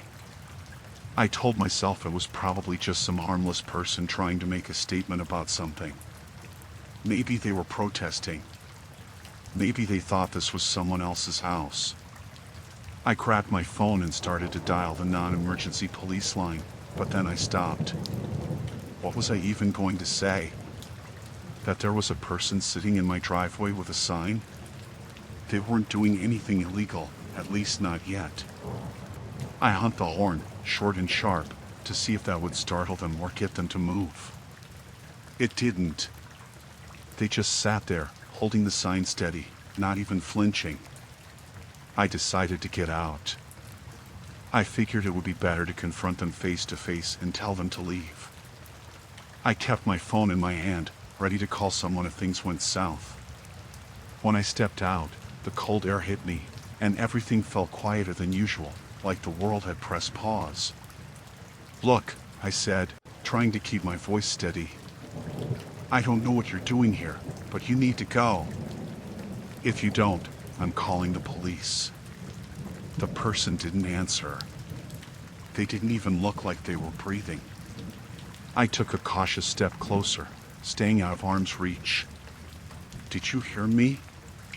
This is my property. You can't just sit here." Still nothing. I could feel my frustration rising, mixing with the unease that had been building since I first saw them. I wanted to grab the sign, rip it out of their hands, and see if that would snap them out of whatever weird game they were playing. But I didn't. Instead, I tried a different approach. "I think you have the wrong house," I said. "I don't know what you're talking about. I didn't do anything." That's when they moved. Not much, just a small tilt of their head, like they were considering what I said. Then they raised a gloved hand and pointed at the sign. "I know what you did." A chill ran through me. The words looked different now, heavier somehow. I tried to remember if I'd done anything that could have been misinterpreted, anything that might have upset someone. Nothing came to mind. I was just an ordinary person living an ordinary life. I stepped back and called out, "I'm calling the police. You need to leave now." I dialed and waited for the operator to pick up. As I explained the situation, I kept my eyes on the person. They didn't move. The operator said an officer would be dispatched, but it might take a while. I thanked them and hung up, my hands trembling as I put the phone back in my pocket. I leaned against my car, trying to stay calm. Minutes passed, and the person didn't budge. I checked my watch. It felt like forever, but in reality, only 5 minutes had gone by. Finally, I heard the sound of a car approaching. Blue and red lights flashed as a patrol car pulled up behind mine. 2 officers stepped out, one of them shining a flashlight at the figure in my driveway. The first officer called out, "Hey, you need to stand up and identify yourself." The person didn't respond. The second officer approached cautiously, hand resting on their holster. When they got closer, they reached out and pulled the hood back, revealing a man's face, blank, pale, and expressionless. "Sir, we're going to need you to stand up," the officer said firmly. The man slowly rose to his feet, still holding the sign. His movements were deliberate, almost robotic. The first officer took the sign from him, glancing at it before handing it to the other officer. "Do you have any ID?" the officer asked. The man shook his head. He didn't speak, didn't even try to explain himself. They started asking him more questions, but he didn't answer. Eventually, they handcuffed him and put him in the back of the patrol car. One of the officers stayed behind to talk to me. He asked if I recognized the man or knew why he might have been there. I told him I had no idea. I asked if they found anything on him, but the officer just shook his head. "He's not talking," he said. "We'll take him in and see if we can figure out who he is." After they left, I stood in my driveway, staring at the spot where the man had been sitting. The sign was still there, lying on the ground where the officer had dropped it. I picked it up, hesitated, and then carried it inside. I didn't sleep that night. I sat in my living room with all the lights on, the sign propped up against the coffee table. The words felt like they were staring at me, accusing me of something I couldn't remember. The next morning, I called the police station to ask if they'd learned anything about the man. The person on the phone told me he was released after a few hours.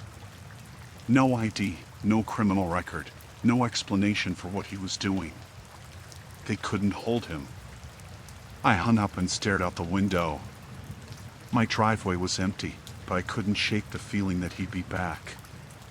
Even now, every time I come home, I half expect to see him sitting there again, waiting, holding another sign.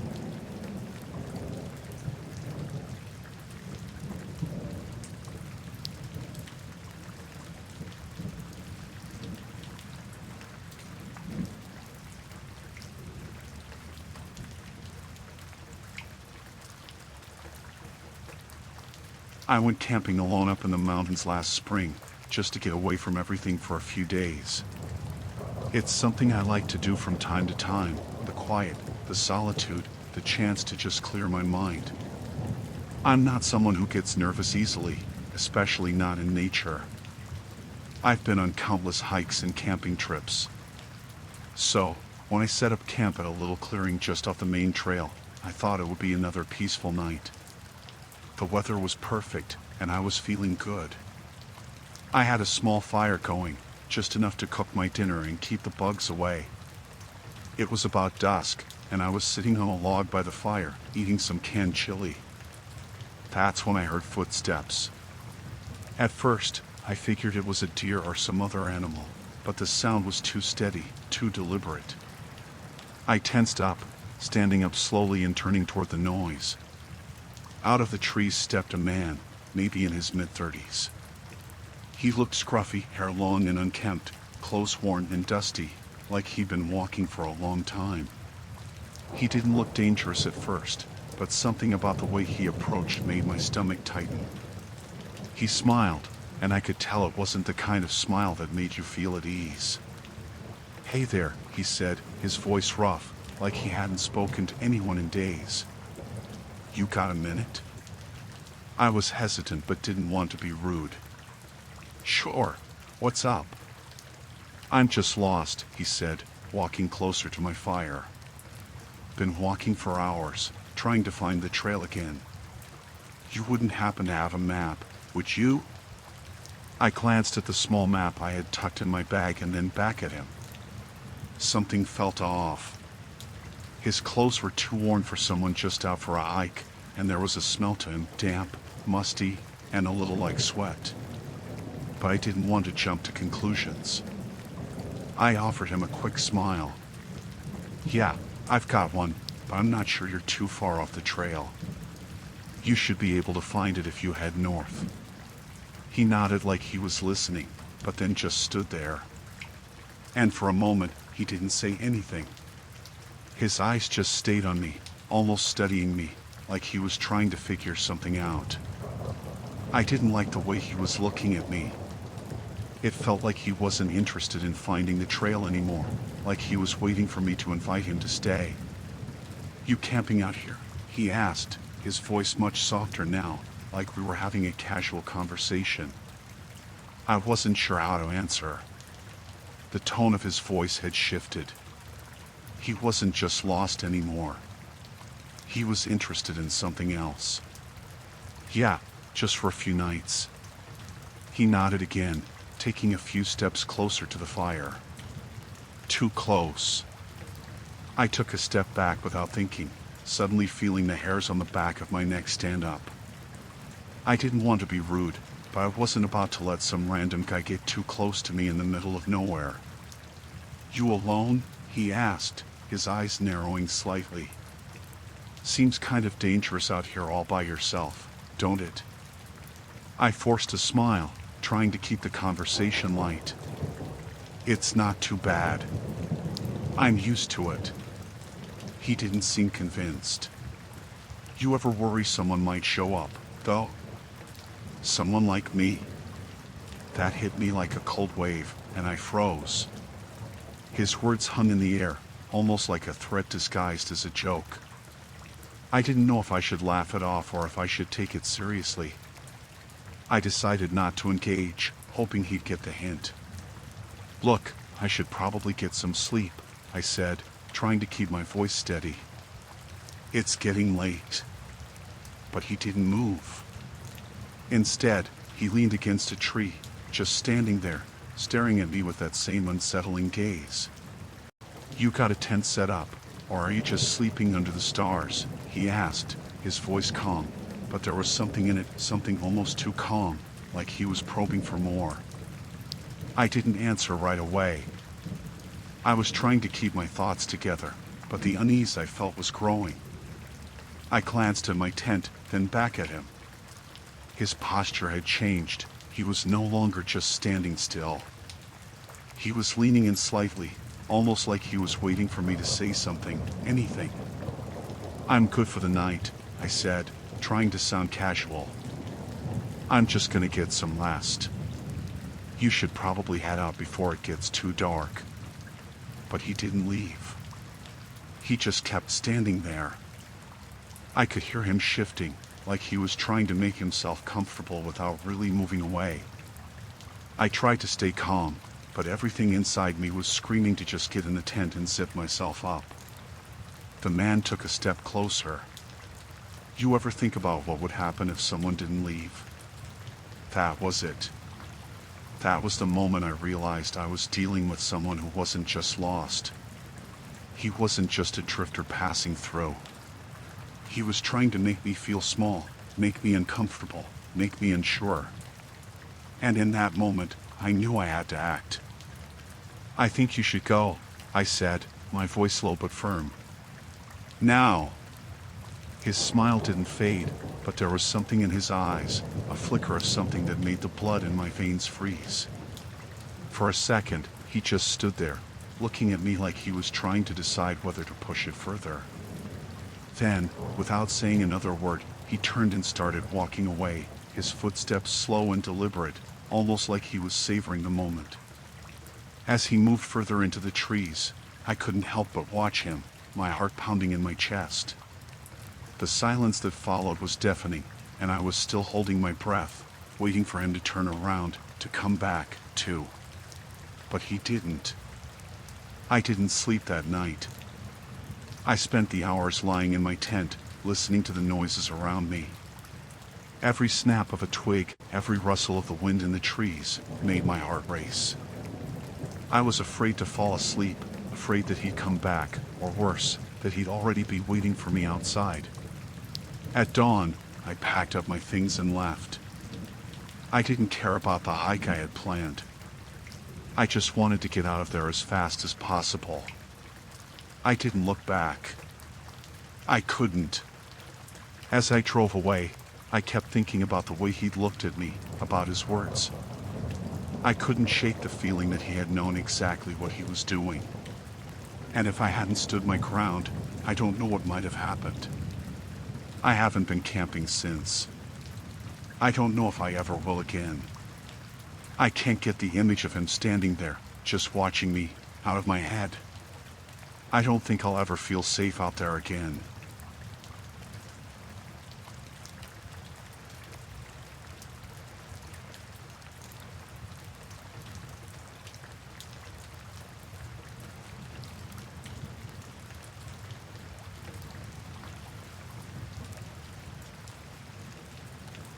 It had been raining for hours by the time we decided to stop for the night. The forecast had said scattered showers, but it turned into a steady downpour that turned the dirt roads into slippery paths. Our plan was simple: drive out to the woods, set up camp, and get away from everything for a weekend. It was supposed to be a break from work, stress, all that. None of us thought to check if the spot we picked was public land. It just looked like a good place to pitch a tent, and it was getting dark fast. There were 4 of us: me, Jason, Claire, and Matt. We parked near a clearing by the trees. It wasn't an official campsite, but it looked secluded and quiet. We got the tents up quickly despite the rain. The sound of the drops hitting the canvas was loud but kind of calming. After that, We sat around under a tarp Jason had brought, trying to keep the fire going with damp wood. We laughed a bit, told some stories, but we were all soaked, so the fun didn't last long. By 11, we gave up and went to bed.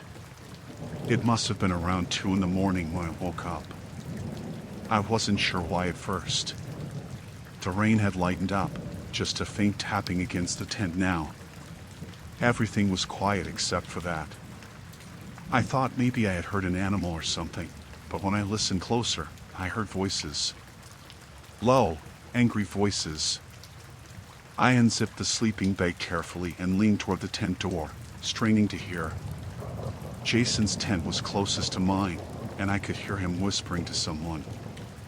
I couldn't make out what he was saying, but the tone wasn't good. He sounded scared. Then I heard another voice, deep and sharp, cutting through the rain. "You've got no right to be here," it said. I froze. I could tell it wasn't one of us, and it was angry. I peeked through the small mesh window on the tent and saw a flashlight beam swinging around outside. It landed on Jason's face for a second, and he winced. The light moved, and then I saw him, an older man, tall and broad, wearing a camo jacket and a wide-brimmed hat. He was holding a rifle. I stayed as still as I could, barely breathing. The man pointed the rifle at the ground near Jason's feet and barked, "You think you can just walk onto someone's property and do whatever you like? Who gave you permission?" Jason stammered something about not knowing, about it being an accident. The man didn't seem to care. His voice got louder. "An accident? You think that makes it okay? You've got 10 seconds to pack up and leave, or I'll make you leave. You hear me?" I wanted to get up, to help Jason somehow, but I was terrified. I didn't know if the man would see me as a threat or if he'd just turn the gun on me too. I stayed crouched in the tent, gripping my phone, even though I had no signal out here. Claire must have heard it too, because I saw the light from her phone flashlight flicker on in her tent. That was a mistake. The man noticed it immediately. "Who else is out here?" he shouted, swinging the rifle toward her tent. He stomped toward it, the beam of his flashlight bouncing wildly as he moved. "Come out. Now!" Jason tried to say something, maybe to calm him down, but the man shoved him backward. Jason stumbled and fell, landing hard in the mud. Claire unzipped her tent slowly and stepped out with her hands up, shaking. Matt's tent was still zipped shut, no movement from inside. He was either frozen like me or still asleep somehow. The man's face was pale and lined, and his eyes were wild. He waved a rifle between Jason and Claire, spitting questions. "How many of you are there? What are you doing here? You spying on me?" Claire stammered something about just camping, just passing through. The man didn't seem to believe her. He kept muttering under his breath, things like, "liars," and "think you can sneak around my land." Then he looked at her tent, then Jason's, then mine. His eyes narrowed. "There's more of you, isn't there? Come out, all of you." I didn't know what to do. If I stayed hidden, he might think we were trying to trick him, but if I came out, I didn't know what he'd do. My heart was pounding so hard it hurt. Finally, I unzipped the tent slowly, keeping my hands visible. I stepped out into the wet grass, my socks soaking through instantly. The man stared at me, his jaw tight. "Another one," he said, almost to himself. He pointed the rifle toward the last tent, Matt's. "What about him?" Before I could answer, Matt's tent unzipped. He came out with his hands up like the rest of us, his face pale and scared. The man stared at all four of us, his flashlight flickering over each of our faces. For a moment, he didn't say anything, just breathed heavily. Then he spat on the ground and said, "You've got 5 minutes. Pack up and get off my land. If I see you here again, I'll shoot first and ask questions later." None of us moved right away. He shouted, "Now," and that got us going. We scrambled to take down the tents, our hands fumbling with the wet fabric and slippery poles. The man stood there the whole time, his rifle resting on his hip, watching us with cold eyes. It took longer than 5 minutes, but he didn't stop us. He just kept muttering to himself, shaking his head like we'd done something personal to him. When we finally had everything packed, we started toward the car. Jason tried to apologize again, but the man cut him off.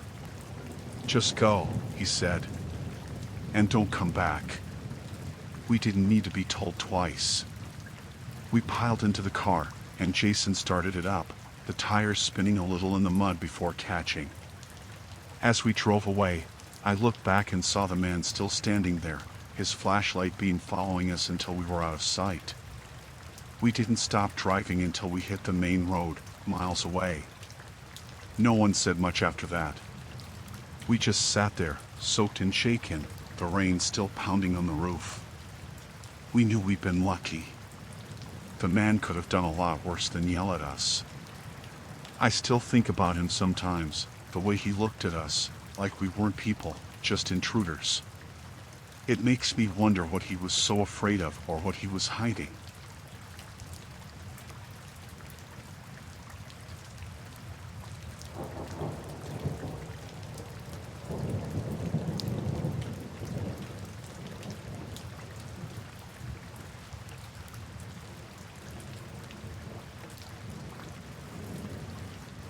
I don't know what made me go out there that night. I wish I hadn't, but I did. I can still feel the weight of it when I think back. The rain was coming down hard, pounding against the windows like it had something to prove. The wind howled, and I could hear the trees outside creaking and bending with the storm. I was alone at the time, just trying to relax after a long day, curled up on the couch with a book. The only light came from the dim glow of the lamp beside me, and it was quiet, save for the sound of the rain. Then, I heard it. A noise. At first, I thought it was just the storm, maybe the wind making something rattle, but then I heard it again. It was faint, almost muffled, but there was no mistaking it. The sound of something scraping against the shed in my backyard. I froze. My heart skipped a beat, and for a moment, I wondered if I was imagining things. It was late, and I hadn't heard anything earlier. The shed had always been just a place to store old garden tools and things I never used, but in that moment, it seemed so much more ominous. I tried to tell myself it was just a storm, but I couldn't shake the feeling that something wasn't right. The noise came again, a scraping sound, followed by something heavier, like a footstep. It was clear now, someone or something was out there. My first instinct was to grab my phone and call the police, but I didn't. I don't know why, but something made me hesitate. Maybe it was the thought that if I made that call, I'd seem foolish. Who would be outside in this weather? Who would be in my shed? But then the idea settled in my mind. What if someone was breaking in? What if they needed help? The thought of someone being hurt, someone in distress, kept me from just running back into the house. So, against my better judgment, I grabbed a flashlight from the kitchen drawer, wrapped myself in my raincoat, and headed outside. I stepped out into the yard, my boots sinking into the soggy ground. The rain felt cold against my skin, but it didn't matter. My heart was racing in my chest. I turned on the flashlight and shined it toward the shed, my hands shaking. The beam flickered at first, but then it steadied, cutting through the darkness. The shed stood at the far end of the yard, shrouded in shadow. I couldn't see anything unusual, but I knew someone or something was out there. I took a few steps forward, the wet grass slick underfoot. I was just about to reach the door of the shed when I heard the noise again. This time, it was a thud. It made me jump, and my grip on the flashlight tightened.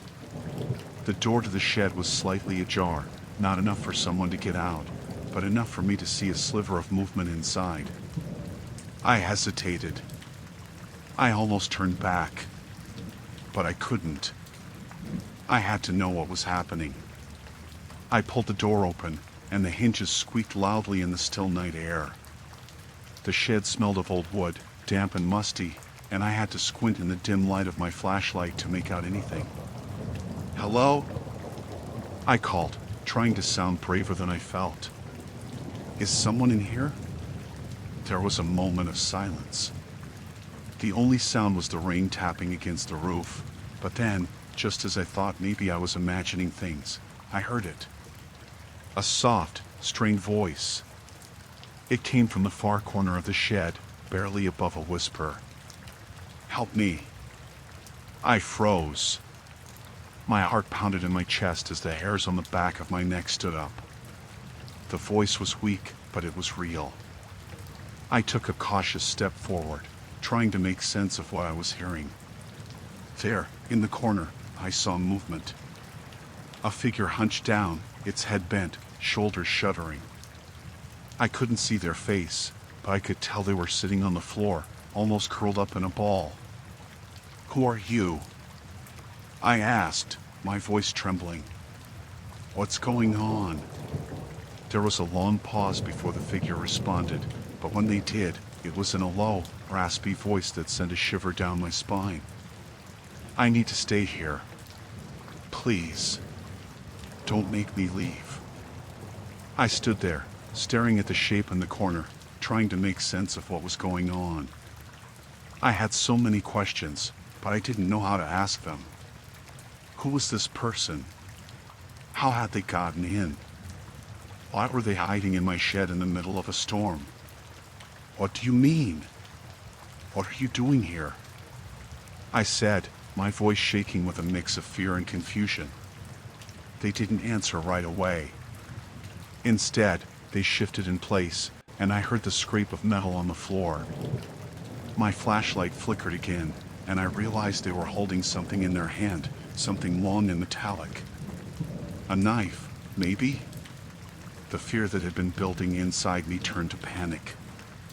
I should have run, I should have turned and left the shed, but for some reason, I didn't.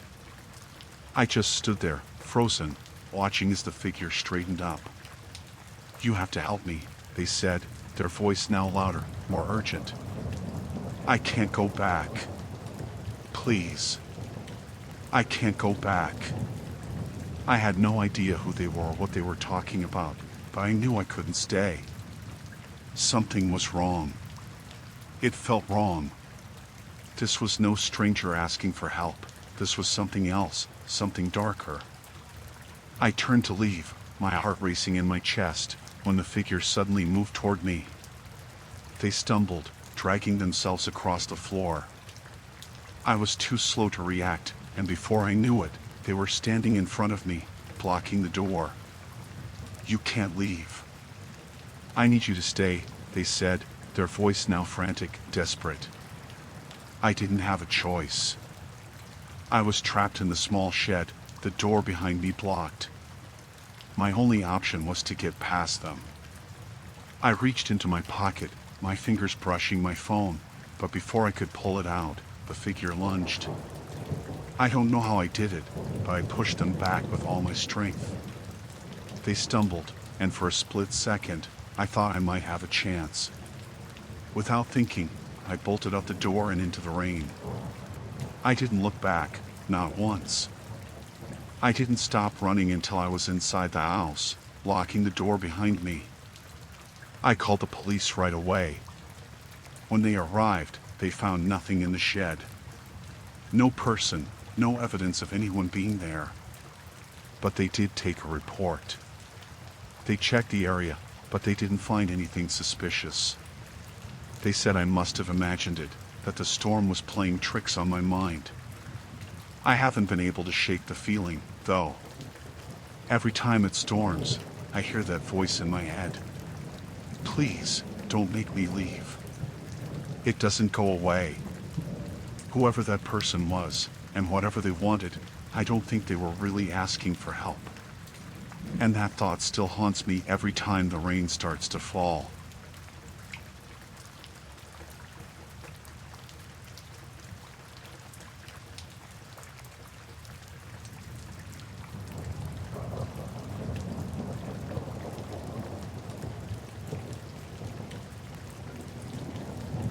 I'll start by saying that I never wanted to be in that basement. Ever. I never asked to be there. But that night, everything changed. It had been raining heavily for days, and the forecast predicted another storm. I had just moved into the house, a quiet, somewhat secluded place on the edge of town. The house was old, but I loved it. It was the kind of place you could picture yourself growing old in, with a big front porch and an overgrown garden in the back. It had character, sure, but it was perfect for me. At least, that's what I thought. It wasn't long before I noticed the flooding. I started to hear strange sounds from the basement, but I ignored them at first. Old houses make noise, right? The first time I went down there, I was just going to check on some boxes I had shoved to the back. When I opened the door, the damp smell hit me. Not unusual, I thought. It had been rainy, and the basement was always a little musty. The next morning, I went down again to grab a few things, and that's when I saw the water.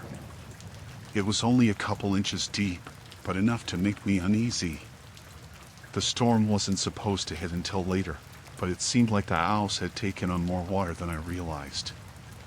I went back upstairs to grab towels and a mop, trying to get ahead of it before it became too much. By the time I returned, the water had risen even higher. Panic set in, but I kept calm. I started moving the boxes, books, and some of the furniture that had been left in the basement when I moved in. There were some family heirlooms I didn't want to lose. The water was getting colder, creeping into the edges of the room. It was clear the basement had some drainage issues, but it was too late now to worry about that. I was kneeling, shifting one of the boxes, when I noticed something odd. A section of the wall near the back of the basement was different. The wood looked slightly darker, almost like it had been exposed to water more than the rest of the walls. There was a small gap at the bottom, barely noticeable, but it was enough to make me curious. I stood up and moved toward it, my heart starting to beat a little faster. The water lapped at my boots as I knelt down to inspect it. My fingers brushed the edge of the wall. It was strange, cold to the touch, and slightly damp. I pushed against it with more force than I meant to, and the panel shifted. I froze. Behind the panel, there was a small space. I wasn't sure if it was a mistake or something intentional, but it looked like the wall had been covering a hidden door, one I hadn't noticed when I moved in. My breath caught in my throat, and I suddenly didn't know if I wanted to open it.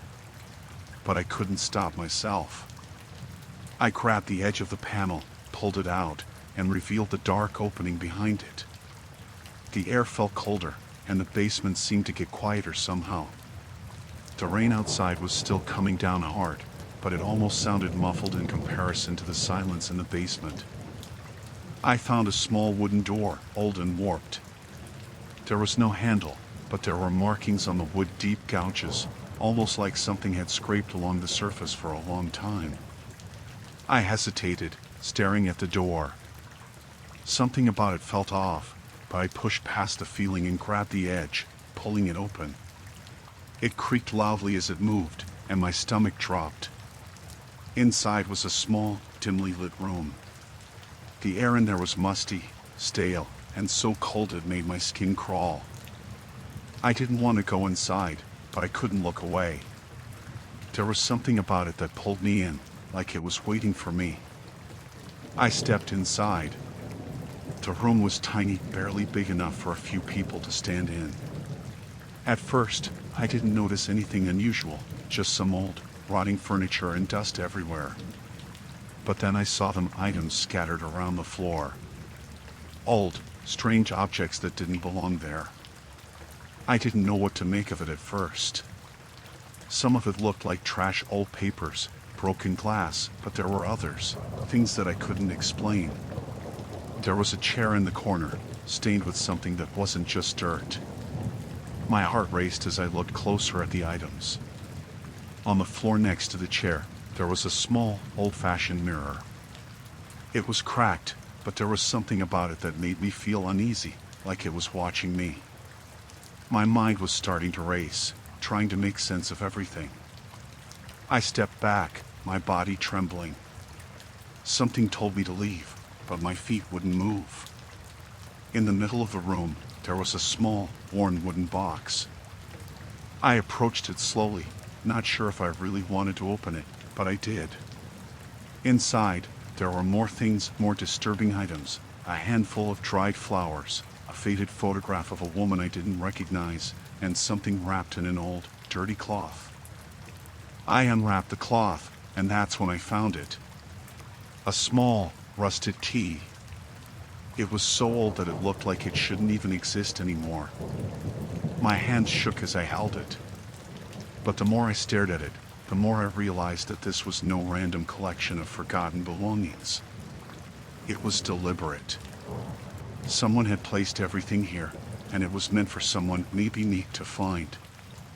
I stood there, still holding the key, the dark room pressing in around me. My instinct screamed at me to leave, but I couldn't stop staring at the key. And then, just as I was about to step back, I heard it. A noise. From upstairs. A door creaked, followed by footsteps, slow, deliberate footsteps. Someone was in the house. Someone who shouldn't have been. I couldn't breathe. I dropped the key, my heart pounding in my chest as I turned and bolted toward the door. But as I reached it, I glanced over my shoulder. I couldn't stop myself. The chair in the corner was different. Someone had moved it. It wasn't where I had left it. I didn't wait. I ran back upstairs, my pulse thundering in my ears. I didn't even bother to check the water in the basement. The flooding, the room, the key, it all seemed too real, too horrifying to comprehend. I got out of the house that night. I called a friend to pick me up and never went back. The place was left behind, and I couldn't bring myself to touch it. I still wonder who lived there before me, and what they were hiding. And, more than anything, I wonder if they're still watching from that dark room.